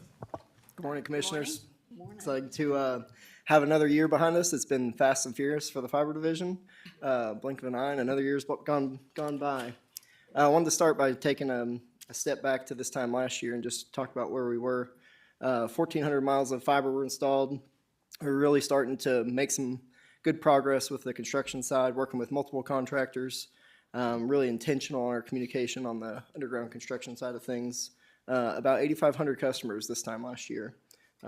Really starting to see the initial inertia of growth start to happen, seeing consistent and rapid growth early part of this year, or of this time last year. From a grant perspective, we're hitting some of those underserved areas of Granger County we had just completed, and we're about halfway through the Union County construction process. And then we were beginning to navigate some of the grant process as well, of seeing those reimbursements come through. We'll talk a little more detail on that in just a moment. So fast forward to where we are today. Quite a big difference here if you look at the map, and you can see all that area that's green, that's where we're serviceable. And then by the end of this fiscal year, some pretty big chunks of blue there on the map. So that map's starting to fill in, and it's pretty exciting to see. About 2,500 miles of fiber currently, and over 19,000 customers. So big year of growth for us. Good news is we'll be at over 20,000 by the end of next week. So things are going really, really well from a growth perspective, and we're really excited to see this thing take off. We're available to almost 85,000 customers. We'll be at over 100,000 by the end of this fiscal year. Those big blue areas are going to represent quite a bit of customer base, as they're relatively dense. And then we'll be completed with, we recently completed with Union County here. So that was a big milestone for us, again, as those underserved areas are beginning to be served, really seeing a lot of happy customers up in those areas. It's been a successful fiscal year to date. We're in a good position to finish strong, and we're in a good position to have a good fiscal year 26 as well. So I mentioned Union County and Granger County. Just wanted to update on the rest of our grant areas a little bit. You can see Union County is complete from a construction perspective. We've received about $5 million of the $6.5 million that's reimbursable there. Granger County is complete. We've received the full $4.6 million there. Sevier County, we're about halfway complete with construction there, just on the early side of getting those reimbursements. So reimbursements lag just a little bit from construction. And then Jefferson County, we're on the early stages of construction. Nothing reimbursable yet, but you can see just under $1 million reimbursable there. So we feel confident in the funding here. These funds are already with the state of Tennessee. You see that we've already received about 2/3 of those dollars already. So feel confident in that funding. We don't feel like any of that's at risk at this point. I mentioned growth. It's been a good year of growth. You can see that trend is really starting to trend upwards. Hard to believe that it's not even been 3 years yet that we've been in the business, but we're seeing a very positive trend here. We're averaging over 900 residential customers per month for this fiscal year. We expect that to continue the rest of the fiscal year. That you can see we'll be at over 20,000 residential customers by the end of this fiscal year. That's about a 35% increase from last year's growth.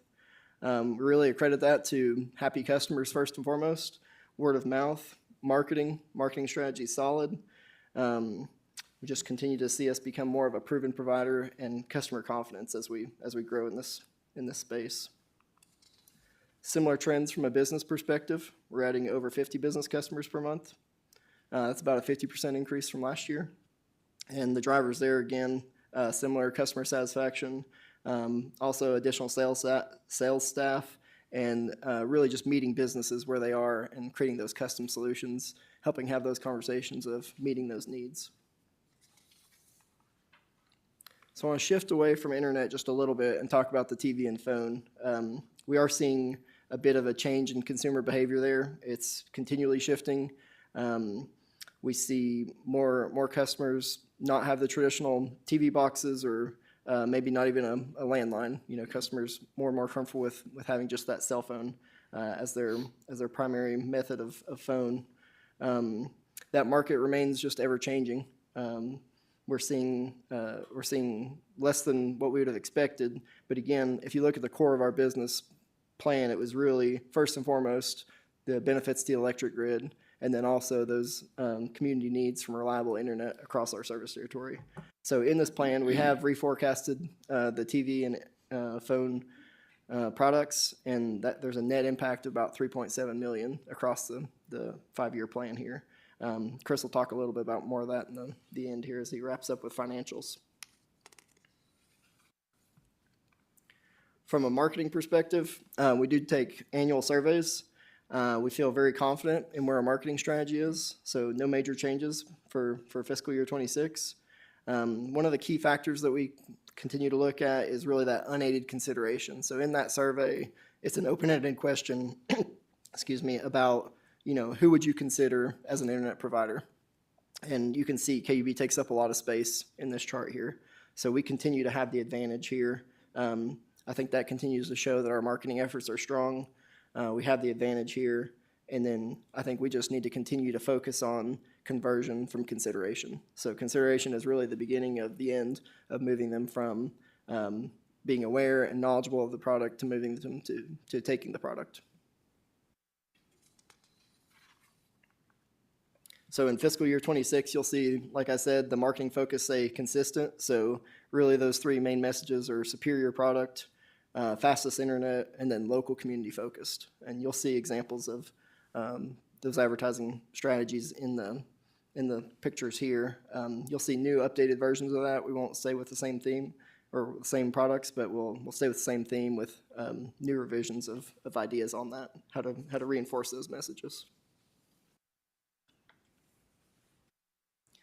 So pretty exciting to look at fiscal year 26. If you look at the map, that map's really starting to fill in at the end of the next fiscal year.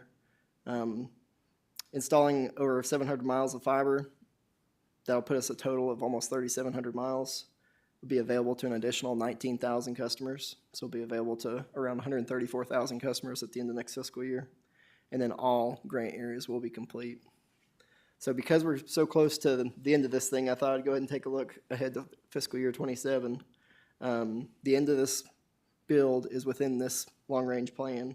So you can see in FY 27, about 600 miles of fiber, approaching almost 4,300 miles total, available to an additional 18,000 customers, and that put us at about 150,000 total customers serviceable. You see there's not a lot of gray left on that map, so that's really exciting to see us get this close to the end of this project and finish this thing out. When this thing is completed, there's going to be continual work, new neighborhoods come into play, continue to focus on those MDUs, things like that. So it's not the end, but it's the end of the big stuff. Yes? What are the gray spots between House Mountain and Strawberry Plains? So it's like industrial East Bridge area up there. Is that what you're talking about right here? Yeah. Yeah, that's kind of the East Bridge area.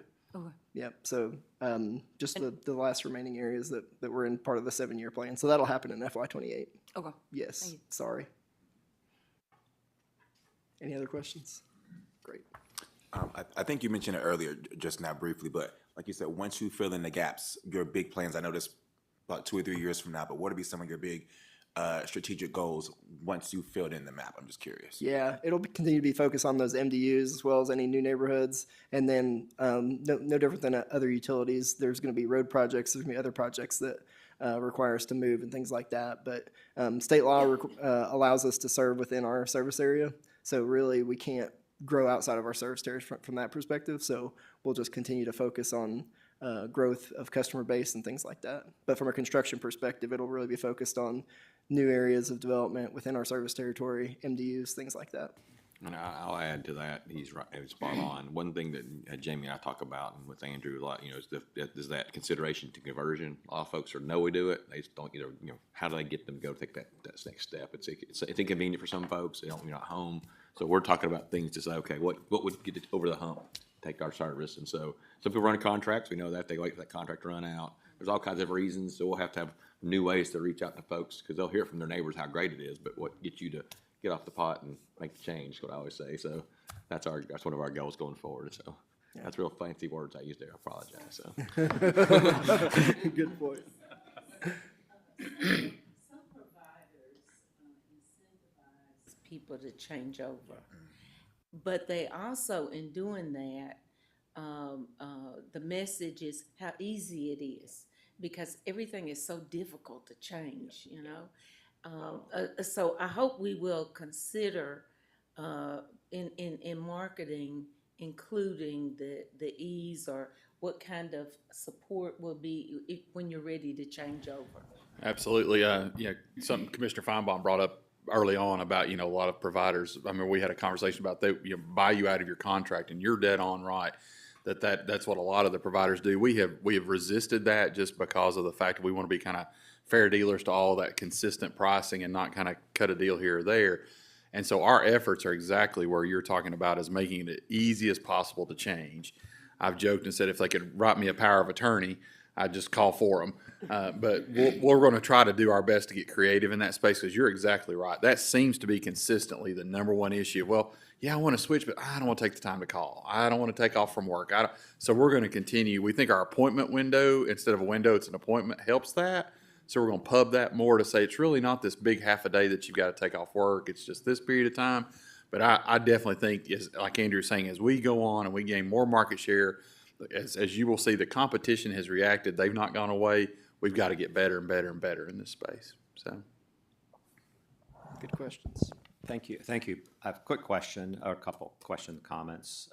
First of all, congratulations on the success. Jamie, we've talked from day one, and what was a dream has become reality, and you've really hit it out of the park on this. I think that the challenge is ahead of you now, because the build is going to be complete soon. You're in a lot of homes. You have a lot of homes available, so there's certainly a lot of upside to that. And I think that re-looking at your marketing message now, dependability I think is big, and Comcast has issues around dependability. You continue to hit home with that, which you're doing with the local.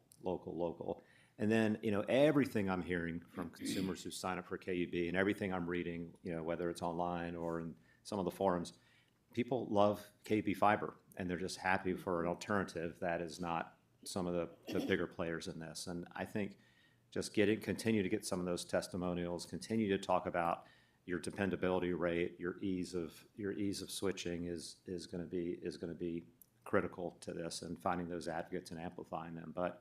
But I think you've done just a fantastic job. And as a KUB fiber customer, it was easy to have it installed. I have, knock on wood, haven't had zero issues. And I know the neighborhood I live in, they're fanboys for KUB and fangirls in KUB who love the product. So, take advantage of that. Thank you for those comments. One other suggestion I might have is on your marketing message, maybe do a commercial where you're showing a customer that has an issue and they're calling in to your KUB center, because that across the board is the biggest frustration in whether it's your television, your credit card, is being able to talk to someone who is in your area and can walk you through solving your problem. Good point. I think, of course, we obviously work with our ad agency. And I would tell you that some of the things that you all talked about, our best performing ads last year were our testimonial ads. They saw our customers in their voice on Market Square at the South Knoxville waterfront. That's something you can't replicate from a national ad agency. They knew it was local in Knoxville. We're going to continue to hammer those things. I really like your idea, though, of showing a problem resolution, somebody showing up on site in our truck. And do that. We may have to film it at your house if it keeps going this way. I'm glad Commissioner Feinbaum did me a solid, because I keep working with Commissioner Herbert. That's right. If Ralph's available, we'll sign a deal with him to be the paid actor. Commissioner Feinbaum, I can neither confirm nor deny. No, I do think, though, that those elements are what our customers are telling you. And actually, Andrew's going to touch on that here in a minute as he finishes his presentation about what our customers are saying about us. You set me up well, Ron. Okay, so fiscal year 26 goals, grow our base by an additional 11,280 customers. So the breakdown there is 10,560 residential customers and 720 businesses. Make available to another 19,000 customers, and then continue to increase our connected customers. So we're going to set a goal of 200 for fiscal year '26. So talk budget just for a minute here for fiscal year '26. As you all know, this one's a little bit odd that we have two different divisions that we impact here. The electric division, you can see there, $4.5 million in O&M and a little over $70 million in capital. Fiber is the opposite. Heavy O&M, just a little bit of capital, about $28 million in O&M and a little over $1 million in capital. And I'll break that down here on these next slides. So for the electric division, again, that $71 million in capital, the bulk of that is construction, mainline construction. So $48 million in construction of that plant. Smart switches, Doug Miller did a great job talking about the benefits of those switches and how fiber's necessary to make those things work. $9.5 million in those switches. And then another big piece is really those service connections. So as customers sign up, that $11.5 million is capital expenses there. And then the O&M is just maintaining our existing plant of $4.5 million. So that's when trees come down the line, the storms happen, issues happen. That's all O&M type work. And again, I just want to reiterate, the network will be fully constructed by FY '29. So you'll start to see those bigger capital expenses start to come down. We've hit the peak of our build in fiscal year '25. So really we're on the downhill slope at this point. So that's pretty exciting to see. On the fiber division, like I said, just a little bit of capital there. O&M on the other side is the bigger portion here. So a lot of those dollars are moving back to the fiber division for access and utilization fees. So you can see $10.5 million for fiscal year '26 going back to the electric division. Some shared expenses, so typical allocations across the 5 utilities. Labor is a big piece, a big portion at $4.8 million, and then just some inventory things and marketing and advertising to round that out. So, as I said, Commissioner Feinbaum set me up perfectly here. Customers do love KUB fiber. You know, last year Jamie was up here and said 96% was a pretty high bar, and you know we're back here at 97% this year. So it really is a testimony that we put a lot of effort and focus into this. It doesn't just happen from the fiber division. It's really across the entire organization that customer satisfaction is critical here. You can see some of those unsolicited reviews here, very positive things that when people post a question or a comment about KUB fiber, there's usually a lot of responses that go along with that are very, very positive. And that's just a testimony to the fact that customers do love this product. We're excited to see this thing continue to grow and see where we can go in fiscal year '26. I'm glad to answer any questions about the fiber division. I just have a comment, not that you need advice, marketing advice from us, but I also think consumers moving more to getting whatever video they get through the internet as opposed to cable will just make your service even more important. I mean, we cut the cord on cable years ago, and that's one of our biggest complaints is that swirling wheel of death. Yeah. You know, when you're trying to watch something and you're in a critical moment and it goes by. So I think that will be a tailwind as well. But thank you. It's really great to see the progress. Great. Thank you. Sorry, a few Yes. slides back. Yes. About adding, 200. Go back where the little tent was in the picture. This one? There. You talked about Connect Ed customers by 200. How many do we have now? 215. 215. And do we have an idea of, so I guess it's a several piece question. So how many families do we think are eligible? Because this is the program that helps kids connect to internet, Correct. right? That's correct. And I remember that we had some challenges with the school system at some point. Where are we on all of that right now? So we are continuing to reach out to the school systems to get connected with being in their more broadcast marketing efforts with them. But as we're working through that, we're still continuing to work with individual schools. So we're working with principals, counselors. We're regularly going to events at each of the schools to talk about the product. And so also, you've probably seen in the community, a lot of our billboards recently have been connected focused. And so since we've started doing that, we've seen an increase. So last fiscal year, we had about 40 students enrolled, and we grew to 215 over the last few months. So I do think those efforts are working, but we won't stop because obviously we want to continue the program. As you all know, that program is funded by City of Knoxville and Knox County.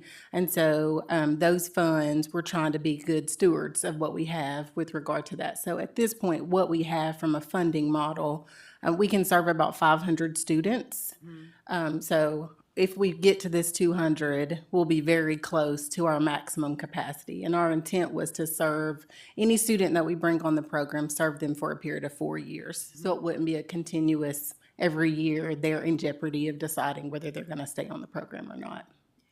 And do we have an idea of how many children in the system actually need this? I know that funding is 500, but how many low-income kids need connection? So we have met with the schools. They're not able to give us an exact number. Typically, they know that based on free and reduced lunch, but that's a little complicated because some schools as a whole are categorized as free and reduced.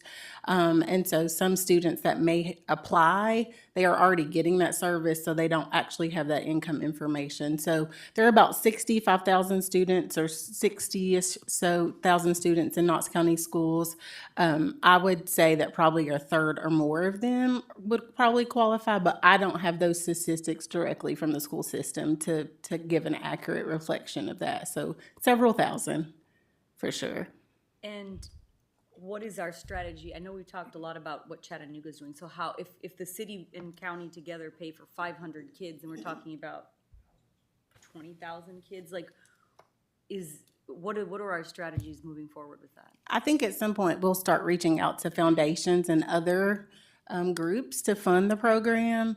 We early on kind of started some of that work and heard from some of those folks as from an advice standpoint, get the program going, get some wins, really show that the need is there, and then that would make it much easier to come back and ask those foundations to support the program. Thank you. Tiffany, thank you for that. Just one quick follow-up question. Are you working with maybe the Big Brothers Big Sisters or some other charities that may know of families in need from an educational standpoint? Sure. Our counselors are connected to a lot of those programs just simply because of the other benefits and programs that we connect them to. So yes, we do talk with those partners as things come up with families and make them aware of the program. And realistically, we don't have the capacity to serve all Correct. of them anyway, right? Yeah, so we're definitely being intentional about advertising, but we're also being balanced, understanding that there are limits on how many students we can serve. Do the city and county have conversations about increasing the support that they provide? That's something we talk about annually with each of those partners, and so and it depends on what they're able to put in their budgets as well. But we do have MOUs with both of them to hopefully continue the program and their support. Thank you. Thank you all. Appreciate you. Next, Eric will give you a riveting and important topic taking into information technology. So actually, this is really critical, but we don't talk about it a whole lot, but it's such a critical part of our systems. And he's going to give you a lot of details about things we're doing over the next few years that are really going to be a big change for our systems. Thanks, Eric. Good morning, Commissioners. I'm here to tell you about our technology landscape and provide detail about what we plan to work on over the next 5 years. I'll start by sharing the evolution of KUB technology. And basically, the late 90s marked a turning point for KUB with technology. In 1998, KUB established our first IT roadmap, as well as our first project management office, or PMO. Then between 1998 and 2012, KUB implemented 6 of our 10 existing enterprise-level software applications. These applications marked a leap forward in technology for KUB. So we're moving away from the mainframe. These are Windows-based systems that more easily interacted with the prevalent Windows technology of that time. Also, these systems are easier to integrate with one another. So this distributed computing approach offered a number of benefits for KUB. For example, our field technicians began working electronically as opposed to working off of paper. So one thing I'll mention is all but one of those 6 systems that were implemented are still in place today. So industry shifts. Over the last 10 to 15 years, we've seen a number of things in the industry shift. While changes in technology are constant and expected, some of these changes have had more of an impact to KUB than others. The first change is operational technologies have greatly increased, and you've heard a lot about those this morning. Also, we've seen a steady trend away from software hosted on site to what is known as software as a service, or SaaS. So the SaaS model means KUB leases software for use while our vendors are responsible for maintenance, upgrades, patching. So the SaaS model can be helpful in that it does reduce the number of KUB resources needed to administer software. However, it is costly and can pose more cost risk as time goes on. Also with SaaS, SaaS is at times customizations aren't typically possible, and so while that can feel limiting, these systems encourage KUB to adapt our business processes to the software as designed, allowing for better support from our vendors. Because technology has become so pervasive in almost everything we do, we've seen the number of software applications increase over the past 5 to 10 years. Today, KUB supports approximately 100 software applications. So with these industry shifts have come some challenges to KUB. The first is with cybersecurity. So challenges surrounding cybersecurity probably aren't a surprise to anyone. Some of us have dealt with this in our own personal lives. The task of protecting KUB's data and KUB's customers' data is difficult and ever-changing. The second challenge is with implementations and upgrades. Implementing and upgrading enterprise-level software is complex, lengthy, and can be very costly. And while that's always been the case, there are now a few factors that make those even more difficult. The cybersecurity measures woven throughout these enterprise systems presents more complexity. Also, now these systems are highly integrated with one another. Thus, the potential for downstream impacts to multiple systems increases when we make changes. The next challenge is with staffing. Because technology has expanded to so many areas of KUB, maintaining staff is difficult. Maintaining that effective span of control has just become more challenging, and we'll talk more about that later. Coupled with that, many of these systems utilize legacy technology and also are at or nearing the end of their useful life. So maintaining staff who can support and maintain these systems and these legacy technologies, it's becoming more difficult. Also, this legacy technology can limit KUB's ability in implementing new functionality, which is something also we'll talk more about. As mentioned on the previous slide, just the challenge of maintaining the increased number of software applications has grown. So, to address the challenges we just mentioned on the previous slide, KUB has made several organizational changes over the past 7 years. The biggest driver for these changes is the growing adoption of operational technology. So much of what you've heard about today in the area of fiber, Doug talked a lot about the smart switches. All of these technologies are what is driving a lot of what KUB's had to do organizationally. So let me take a second to clarify the difference between information technology and operational technology. Some of the systems that fall into the area of information technology are those that are related to the customer, finance and accounting, human resources, procurement. Operational technology pertains to those technologies that enhance KUB operations, like you've heard about this morning, and often occur outside of the office. So to address those challenges and that increased adoption of operational technology, KUB made several organizational changes. Those were, KUB established the Communications Infrastructure Department, and KUB established the Fiber Network Operations Department and the Business Analytics Department. And then lastly, KUB established a new Corporate Network and Cybersecurity Department. The result of these new departments, both the Information Services Department and the Meters Department, have been restructured. So one thing to point out, really two things. There's not always a clear line between IT and OT, so about half of these departments still work with facets of both. But in the past, prior to, say, that 7 years ago, in the past, for the most part, all technology was managed at KUB by three departments: Information Services, System Operations, and Plant Operations.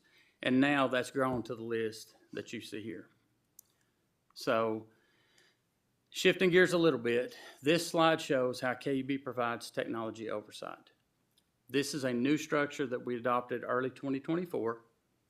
A few of the key differences in this new structure are, first, instead of having one PMO group to govern all technology, there are now multiple. Each PMO group is targeted for a specific area. This allows KUB to staff each of the PMO groups with individuals that have expertise in that respective area. This also is helping us address the challenge we've talked about with the maintaining that span of control of all technology. The second, one of the second key differences is the concept of having permanent and ad hoc PMOs. This allows for even more targeted membership for the ad hoc PMOs and doesn't overburden the permanent PMOs. So, for example, the SCADA project that you heard about that's ongoing and the CIS project that we'll talk more about, those we have spun up specific ad hoc PMOs that will live throughout the duration of those projects. And we've staffed those with individuals that have a lot of expertise about that specific area of KUB. One of the benefits of this new structure is that the permanent PMOs have been staffed with managers from across the organization in order to help achieve more balanced prioritization of projects. Given the number of IT and OT requests, it's important that KUB assigns resources to the most value-added projects. This shows the technology roadmap for the next 5 years. All the systems you see listed here are those that KUB plans to replace or upgrade during that time. As you can see, the total dollar amount for the next 5 years is $38.8 million.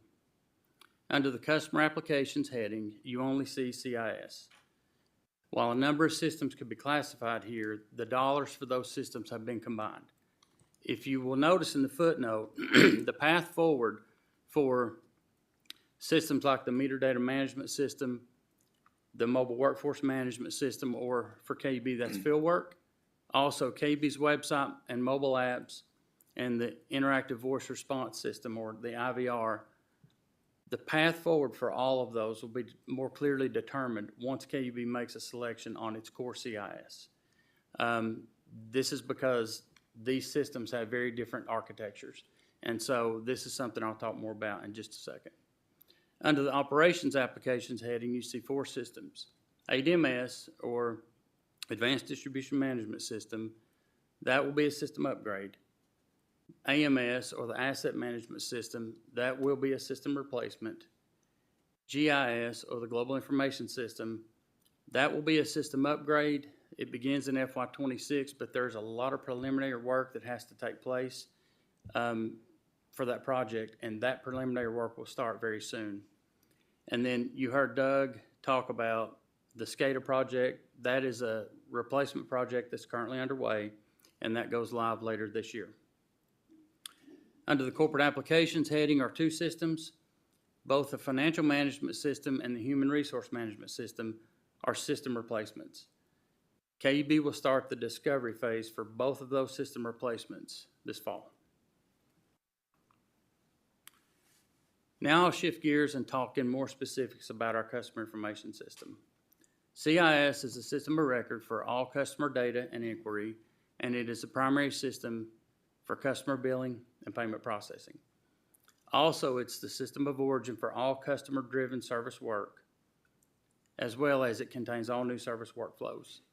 And finally, CIS is the system where KUB manages meter installation, maintenance, testing, and removal. KUB has seen this system replacement coming for many years now. Initial research was performed pre-COVID, and then in 2023, the CIS selection team resumed discovery and research through conferences, vendor demos, and peer discussions with peer utilities.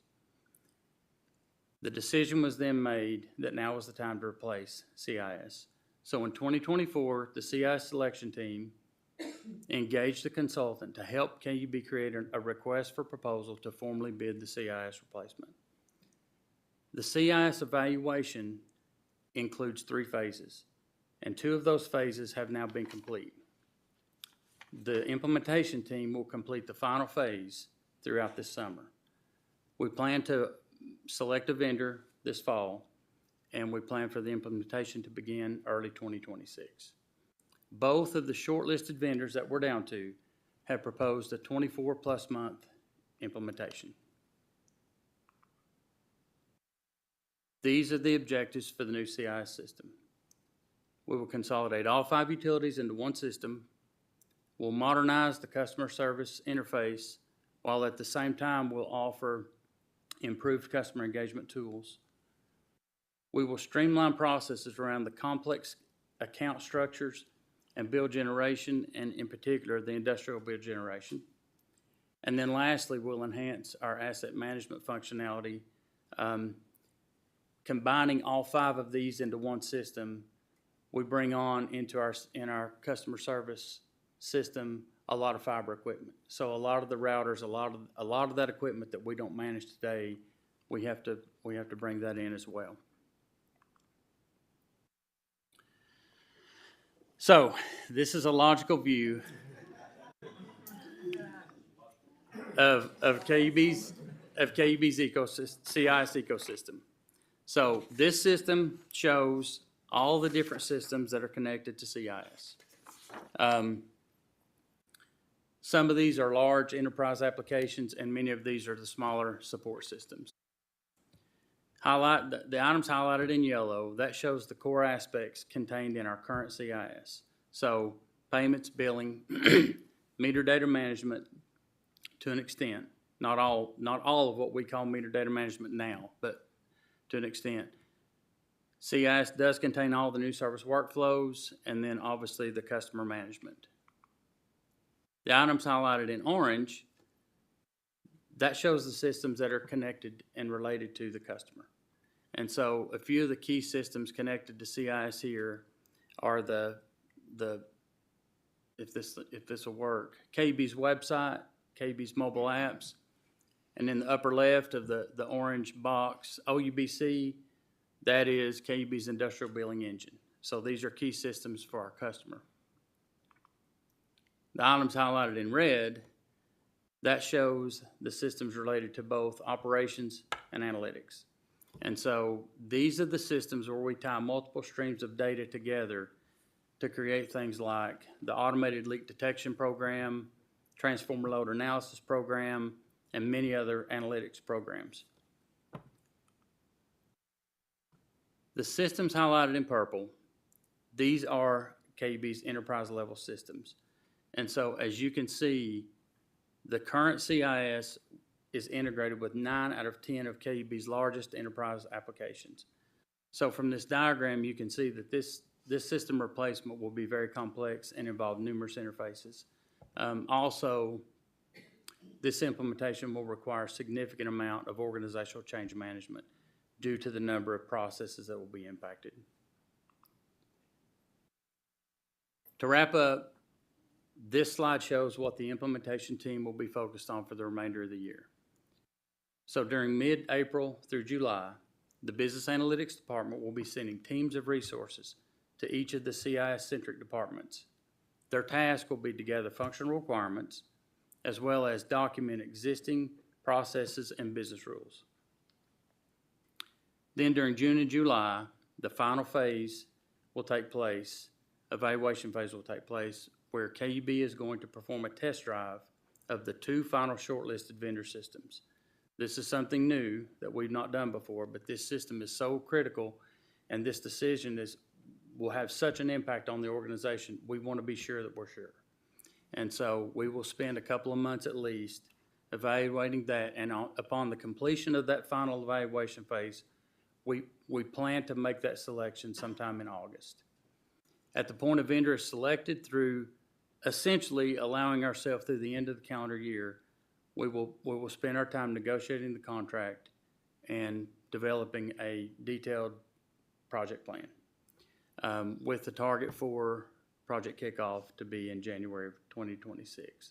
So, very complex project. It's been in place for 23 years now, and it's served us very, very well. But we've been looking forward to this and working toward this from both, especially even a staffing perspective. And so we're looking forward to getting this technology upgraded because all the things it will mean for KUB. So with that, I'll take any questions you all have.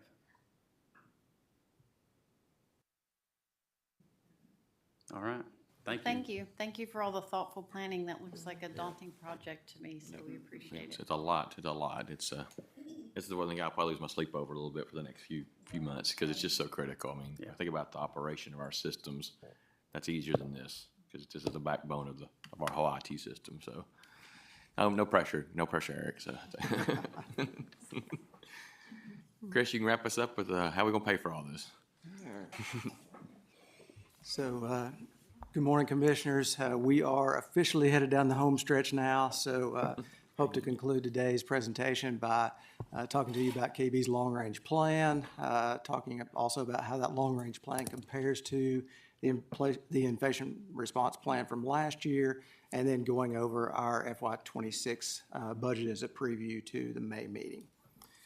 So before we talk about any numbers at all, I just want to give you a general reminder of KUB's overall financial strategy. Each year as we pull together our long-range plans, we obviously have goals and items that we want to hit as far as our systems go, and also our financial strategy as a part of that. But really, everything starts with balance, and I think you'll see that through our presentation today.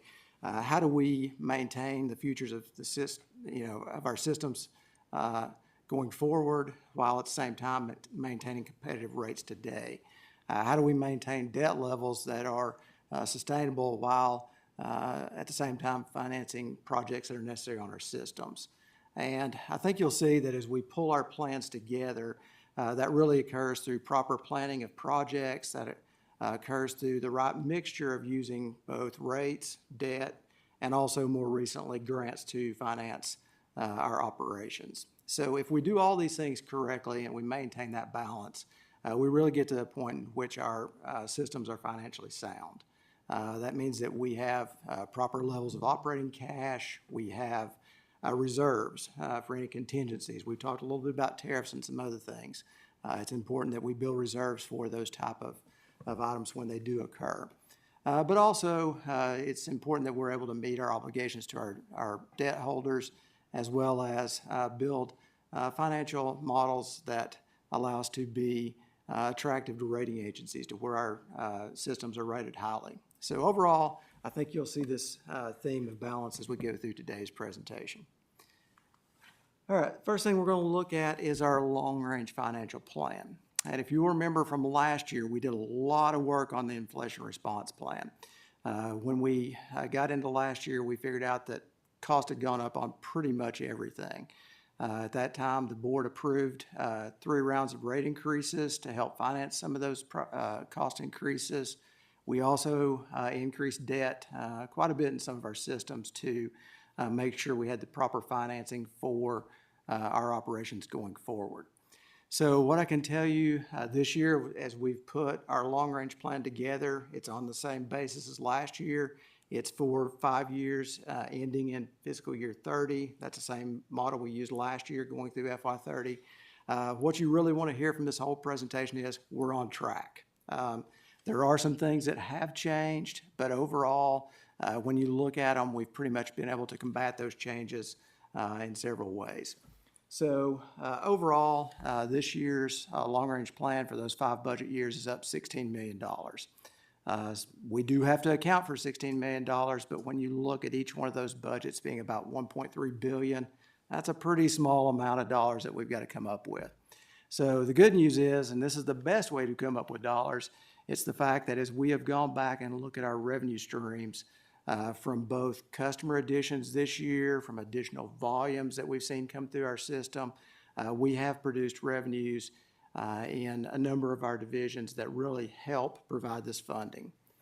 Specifically, in our electric division, you see that over that next 5-year period, we're projecting about $37 million of additional revenue in electric.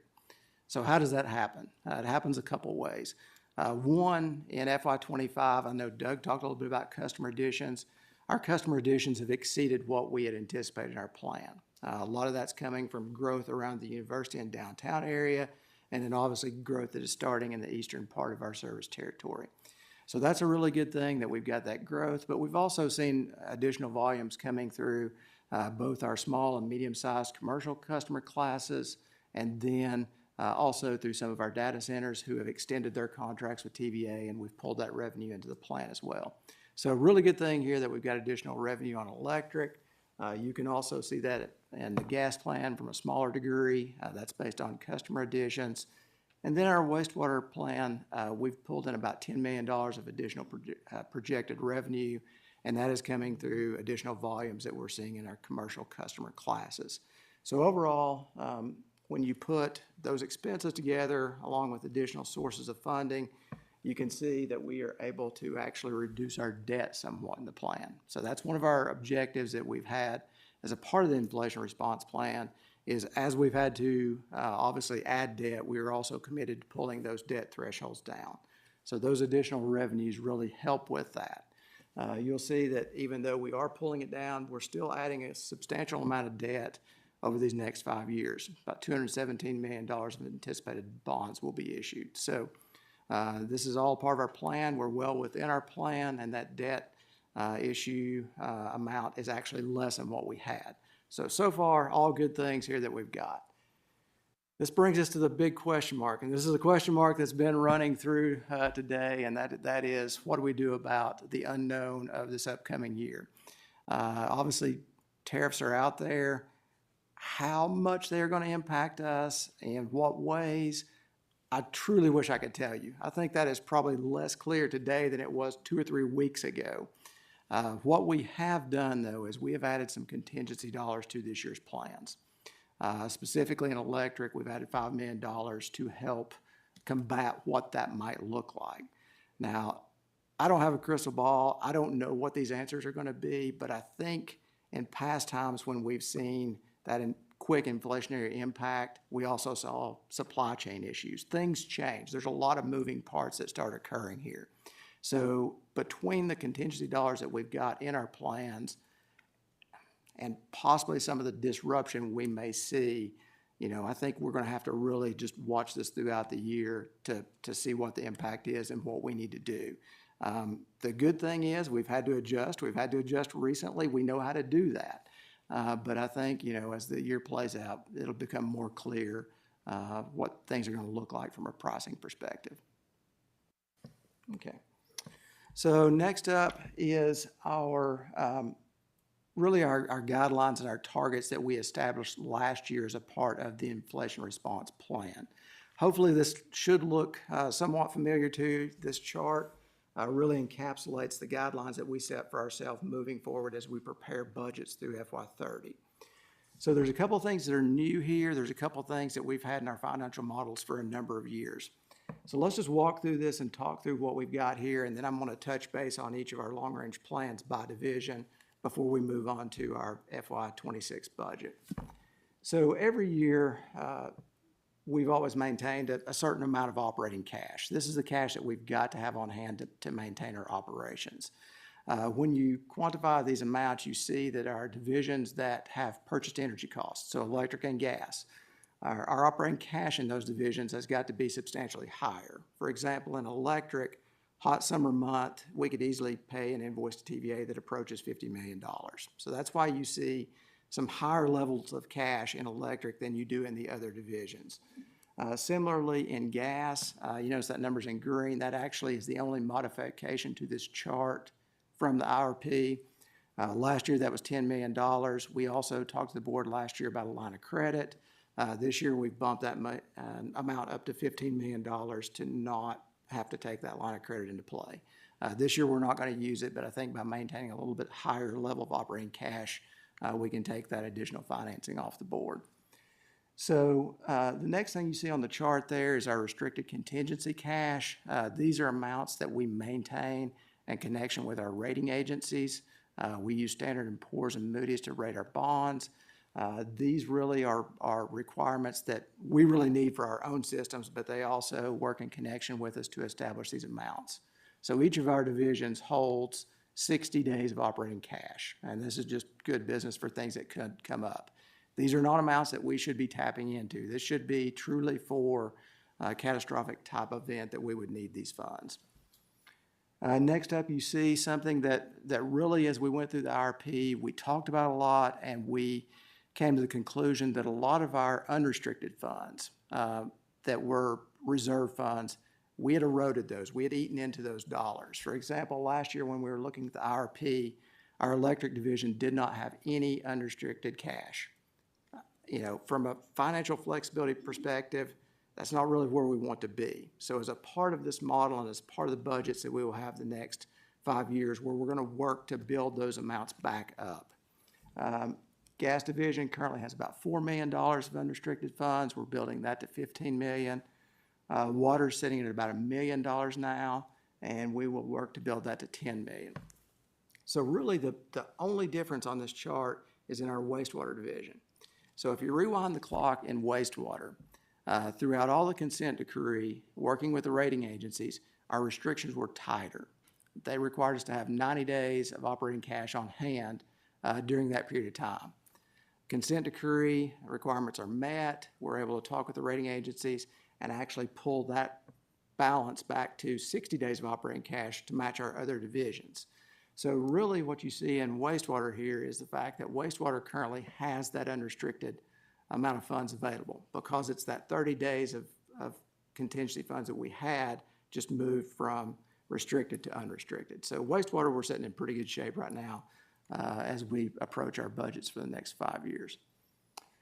Next up, you will see outstanding debt. I mentioned earlier, as part of the IRP, some of our divisions are taking on additional sums of debt as a part of their financing. When we look at this, we really wanted to set a level in which by FY30 we would either be below that level because we had gone above it, or we did not want to reach a debt level higher than that. So for our electric and water divisions, we are currently building debt as we finance things such as our Century 2 programs and the fiber rollout. For gas and wastewater, we are declining in debt. So right now for wastewater, for example, we are above $425 million. We are pulling down below that. In fact, you don't have to rewind the clock too far ago till we were sitting at over $500 million in wastewater debt for those of you that are on the board at that time. And that's what it took really to get through the CD. So really big success story here on wastewater is we're getting closer to $400 million of outstanding debt by the end of the long-range plan. Next up, debt service coverage. These are numbers that we maintain with the rating agencies, and this just basically is how many times that we can pay our outstanding maximum debt down with our operating cash. So you want to have stronger numbers or better there. So for example, electric at 3 times, that's obviously better than where we are on wastewater, but we set all these numbers in connection with the rating agencies. So these are levels that they deem to be strong levels for each of these operating divisions. So each year of the plan, we will set to make sure that we are at a place where we maintain these thresholds. And then really the final aspect of the IRP as we set these guidelines out is last year the board approved a set of 3 years of rate increases. We also worked with the board at that time showing what we projected those rate increases would be through FY30. So one of the things that we really set out to do through this plan and through our future plans through 30 is making sure that we're staying on those projected rate increases. We want to make sure that we're making that commitment to not exceed those levels. All right, so I'm going to touch base real quickly on each of our divisions as we laid out our long-range plan for this year and how we're hitting the targets that we set out in the IRP. And I'll try to go through these pretty quickly so we can get on to the budget for this year. So start with our electric plan. First two items you see there are our operating cash and our contingency reserves. Obviously in our FY26 plan is when we need to hit each of those. You will see that we are checking the box for contingency, and we also have that operating cash at the level it needs to be as we finish the FY26 plan. Our contingency reserves, that's a number that we're trying to get to by FY30. So you can see here that electric, through its plan this year, has set the parameters in place to hit that $20 million of unrestricted funds by FY30. Here's a really good thing on the electric outstanding debt by FY30. Last year, as we looked at this number, it was much closer to that $500 million mark. So what's happened there? If you remember back a few slides, we talked about those additional electric revenues. That has really helped out on our electric plan as we've been able to pull back on some of that debt. So that's a good thing here that we are able to finish up at FY30 if we stay on our same trajectory at a level much lower than what we'd anticipated. And then you see debt coverage is met for each of the years. Now here's what I talked about just a few minutes ago. This is the chart for the rate increases that we set out as a part of the IRP. The items listed in bold are the rate increases that were approved by the board last year. If you look at FY25, this was the IRP. Here's our long-range plan this year. And as you go throughout there, these are mirror images, no changes to those. And you'll see that in each of our divisions as we've been able to maintain that same rate schedule. All right, one other thing I might need to mention here on the electric plan, as we look at debt on electric, this year we will have bond issues. We'll issue up to $37 million in debt, and that will be something that you will vote on next month with the May meeting and the budget appropriations. Okay. Next up, our gas plan. Gas looks a little bit different in the fact that we actually are running a little bit over on our target for operating cash. That actually is indicative of the fact that we will start this year at about 19 million and we will hold serve and end this year at about 19 million. So contingency cash is good. And on gas, we also see a little bit of difference here in the fact that we are actually projected to exceed the level of unrestricted funds that we might need. So if we get to FY30, this plays out like we hope, this may actually give us a little bit of flexibility to possibly retire some debt early, as we're really trying to work that level of gas down, debt down, just due to some of the circumstances surrounding natural gas. So this would work in with our goals nicely of being able to retire debt down and bring that gas debt really to a point to where we would not have any debt on the gas system. That would be well beyond FY30, however. Once again, on outstanding debt, you see that we hit 33 million by the end of the plan, and your rate increases look as we had planned during our IRP. Okay. Water plan, much the same as the other plans. It is on track. You will see that the targets are being met. Water debt right now is a little over 200 million. It will continue to grow through debt issues each year through this long-range plan. Obviously, water has debt issues and the largest increases throughout that plan in order to substantiate the funding for our water long-range plan. Water also this year, I mentioned it has debt increases each year. That will be an $18 million debt issue this year. Next up, our wastewater scorecard. Wastewater, I think we can be very proud of where we are in wastewater right now with the fact that we really are on the other side of the CD.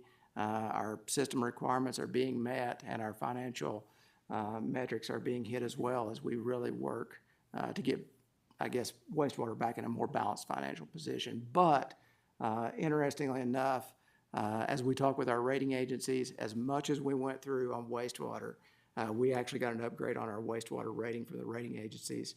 And that's indicative of not only our approach to the CD, but also the board's support of the rate increases and what it took to get through that. So, you know, it's interesting to be on the other side of a CD and come out of it from a financial and a systems perspective as we have. So I think that's something we can all be proud of in this room. All right. Moving on to fiber. Fiber looks a little different, as Andrew can state too. Fiber, we are really at a point now to where the debt thresholds that we had for fiber are on the downslope. This may be my favorite chart of the whole presentation as we really work to pay our fiber debt off. And what's amazing about this is right now, this year, we will still require a $6 million loan for fiber from electric. That is not good. In the next 2 years, we've got $2 million scheduled, but I think this is something that we can continue to look at and adjust accordingly. If we can continue to add customers at a steady pace, then we may be in the position to where we can stop those loans a little quicker than anticipated. But the big thing is by FY30, we are going from $43 million of outstanding debt from electric to fiber down to $13 million. If you were to extend this chart 2 more years, all debt is paid off. So I think that is a testament to the hard work that's gone into fiber and how we really truly are working through building that business and growing that business. Switching gears, moving from long-range plan to FY26 budget. This is a preview of the items that Mark will talk to you about in May. As we look at our budget this year, it's coming in at about $1.25 billion. That is the largest budget that KUB has had to date. It's about $53 million more than where we project to finish FY25. So a couple of things attribute to that increase. The first of which, and the largest of which, is the fact that this year we are paying for energy all year long that includes the rate increase that TVA had last October. So current year budget had 7 months of rate increase. Next year, there's about $19 million more to cover the fact that we're paying TVA a higher wholesale rate for the whole year. Other things that are included in that increase are labor costs. Labor costs will be up about $12 million in the plan. Taxes are up about $6 million, and debt service is up about $5 million compared to where we forecast to finish this year. As a part of the budget, Gabe touched on this earlier, $263 million O&M budget this year, $271 million capital budget. $71 million of that goes to fund our continued rollout of fiber, and then $139 million supporting our Century 2 programs. Mentioned earlier, both water and electric will need new bonds to be a source of financing for those plans this year. That will be a part of what you approve in May. And then the other thing that rolls into this plan, while there's no rate action from the board this year, we have 4 rate increases that go in effect this coming year. Water, wastewater will go in effect July 1st, and then you've got October for gas, and then April brings an increase to our electric customers. Okay, so here is a chart that shows our entire budget layout for the upcoming fiscal year.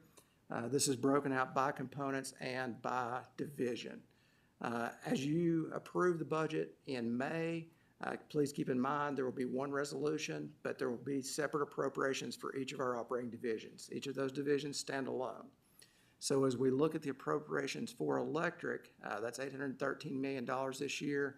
About 60% of that goes to pay TVA for purchased power.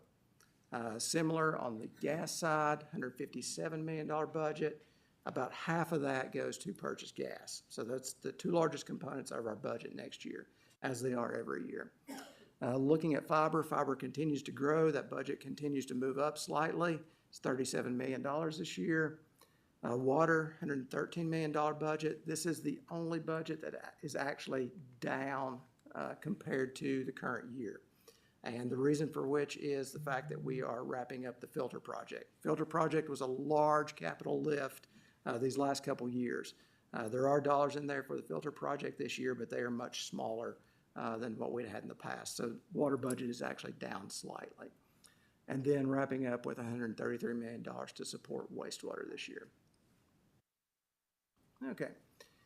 Going back to the balance that we talked about at first, you see the two charts here. The one on the left is the same budget that you just looked at, broken out by component. The right side is your sources of funding. As is the case, majority of the funding comes from services that we provide to our ratepayers. That's about $1.15 billion of our $1.25 billion budget this year. Remaining funding, $55 million from the new debt issues. And then you've got $27 million that comes from cash on hand. So that comes from either additional revenues that we generated this year. It may be additional proceeds from debt that are remaining, but that's cash on hand that we currently have to fund this budget. Then you've got $9 million coming from grants. We have grants this year that we're bringing into the plan from electric and also on wastewater. We talked about some of those earlier. And then the last piece of funding for this year's budget is the $6 million loan from electric to fiber. All right. So this may be the slide you've been waiting on all day. This is the last slide that talks about what's coming up in May. All right. So in May, one quick item before we get too far here that we need to talk about is additional appropriations for electric. So all year long, as a result of the TVA rate increase, we've known that we would have to have additional appropriations to fund the purchase of that power. Looks like that's going to be about $22 million. We will meet with the Audit and Finance Committee on May 1st, go into detail with them about the additional appropriations, but also talk to the board about that as well as a part of the May presentation. Next up, you've got the budget appropriations. That's the $1.25 billion. Everyone's favorite commitment appropriations. What these are in their most simple form is a permission slip to sign contracts that extend beyond FY26. So you will vote on those as well, along with the revenue bonds that we'll be issuing next year. All right, I went through a lot of stuff very quickly to try to get us out of here on time. What questions do we have? One quick question. With the TVA board quorum issue, anything impacting us or pending that could impact us until they get a board that can act? That's probably a tricky one. I know there is an item that is out there that deals with some rates on some potential customers that at this time is being held. So I don't think it's something that could impact us as a result. It's something that may be delayed on its impact to us.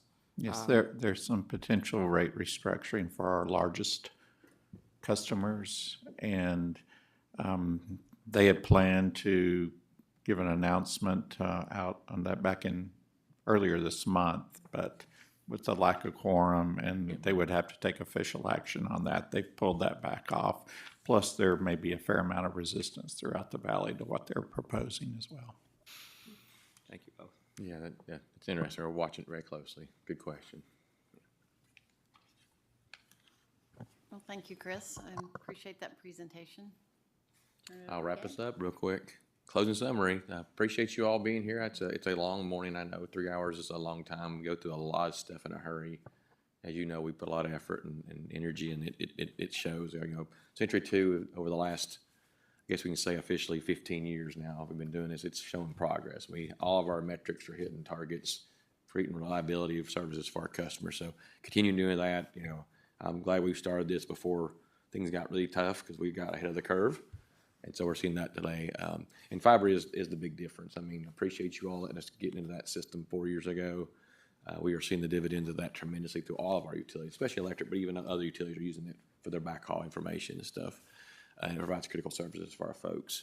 And then, you know, our financial plans are solid. You know, Chris covered that. We're a lot of give and take right now. We're all seeing it. I know your businesses are seeing it, and we're trying to hold still to that, and it's very critical. And so as we continue these next few months or years, we'll have to make some adjustments and we'll figure that out. But we have the built-in plans, the contingencies, side cash, all those things to make that happen and not have an impact to our systems. And then our employees do this all. I mean, I get the privilege of working here and working with a lot of great folks that do they're just experts in their fields. 1,250 strong that do a good job and really work hard every day. And, this is just I talk about awards a lot because I'm really proud of these. These are all from our operations, our IT divisions, our all 5 utilities, our volunteerism, community service. I mean, that just says a lot about us. That's the 12 I mentioned earlier, parts of them there that we've gotten. So it just speaks volumes to the folks we have here at KUB. These are third-party independent groups that come in and evaluate us and tell us we're doing a great job. And I want to say a final thank you. These folks get mad when I do this every year, but I don't care. I want to thank the folks behind the scenes who make this happen. All that data takes a lot of folks' effort.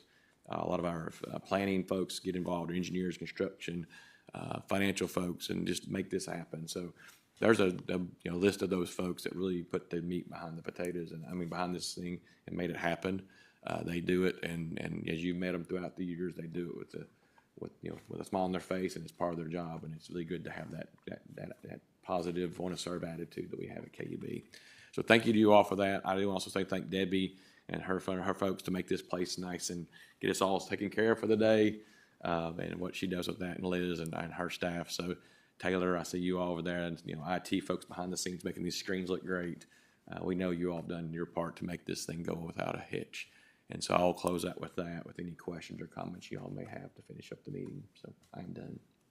I just wanted to say that I went through which you guys have already done, the Trail of Tears. No, that's not what it's called. No, the sewer plant.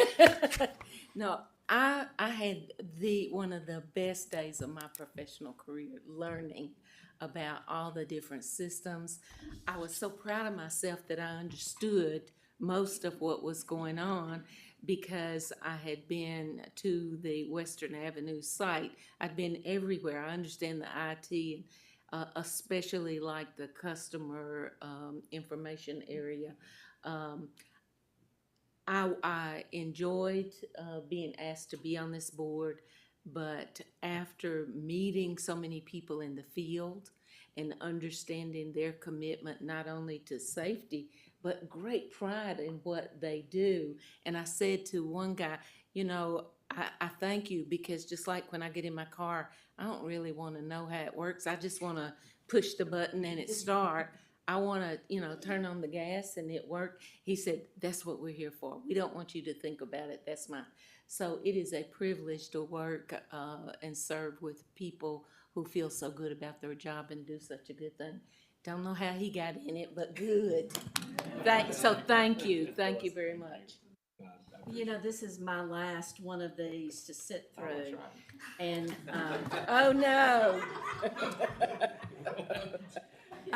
But Just when you were understanding it all. really, I just got the hang of it. And, but I can't tell you how much every year, you all seem to rise even above what you've done on the previous year.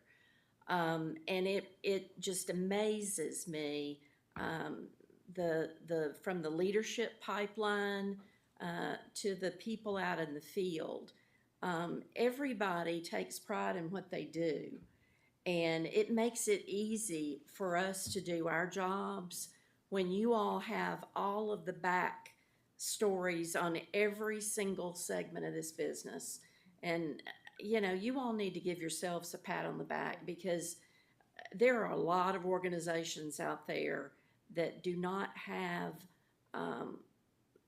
the finesse that you all do to be able to even put a day like today together in 3 hours. Mm-hmm. So, good job. I'd just like to reiterate that I present to our board every quarter, so I know how much goes into this. So thank you to all the presenters for all the hard work and the organization and making it so clear. And I think it really does enable us to fulfill our mission, which is to provide reliable service to our customers, and that's very clear. And I think it also gives us a competitive advantage for recruiting new people to Knoxville. So really kudos to all of you all and to the many people who are your teams behind you. So thank you for today. Thank you. All right. Are there any other matters that anyone else would like to raise? All right, we'll stand adjourned. We're good.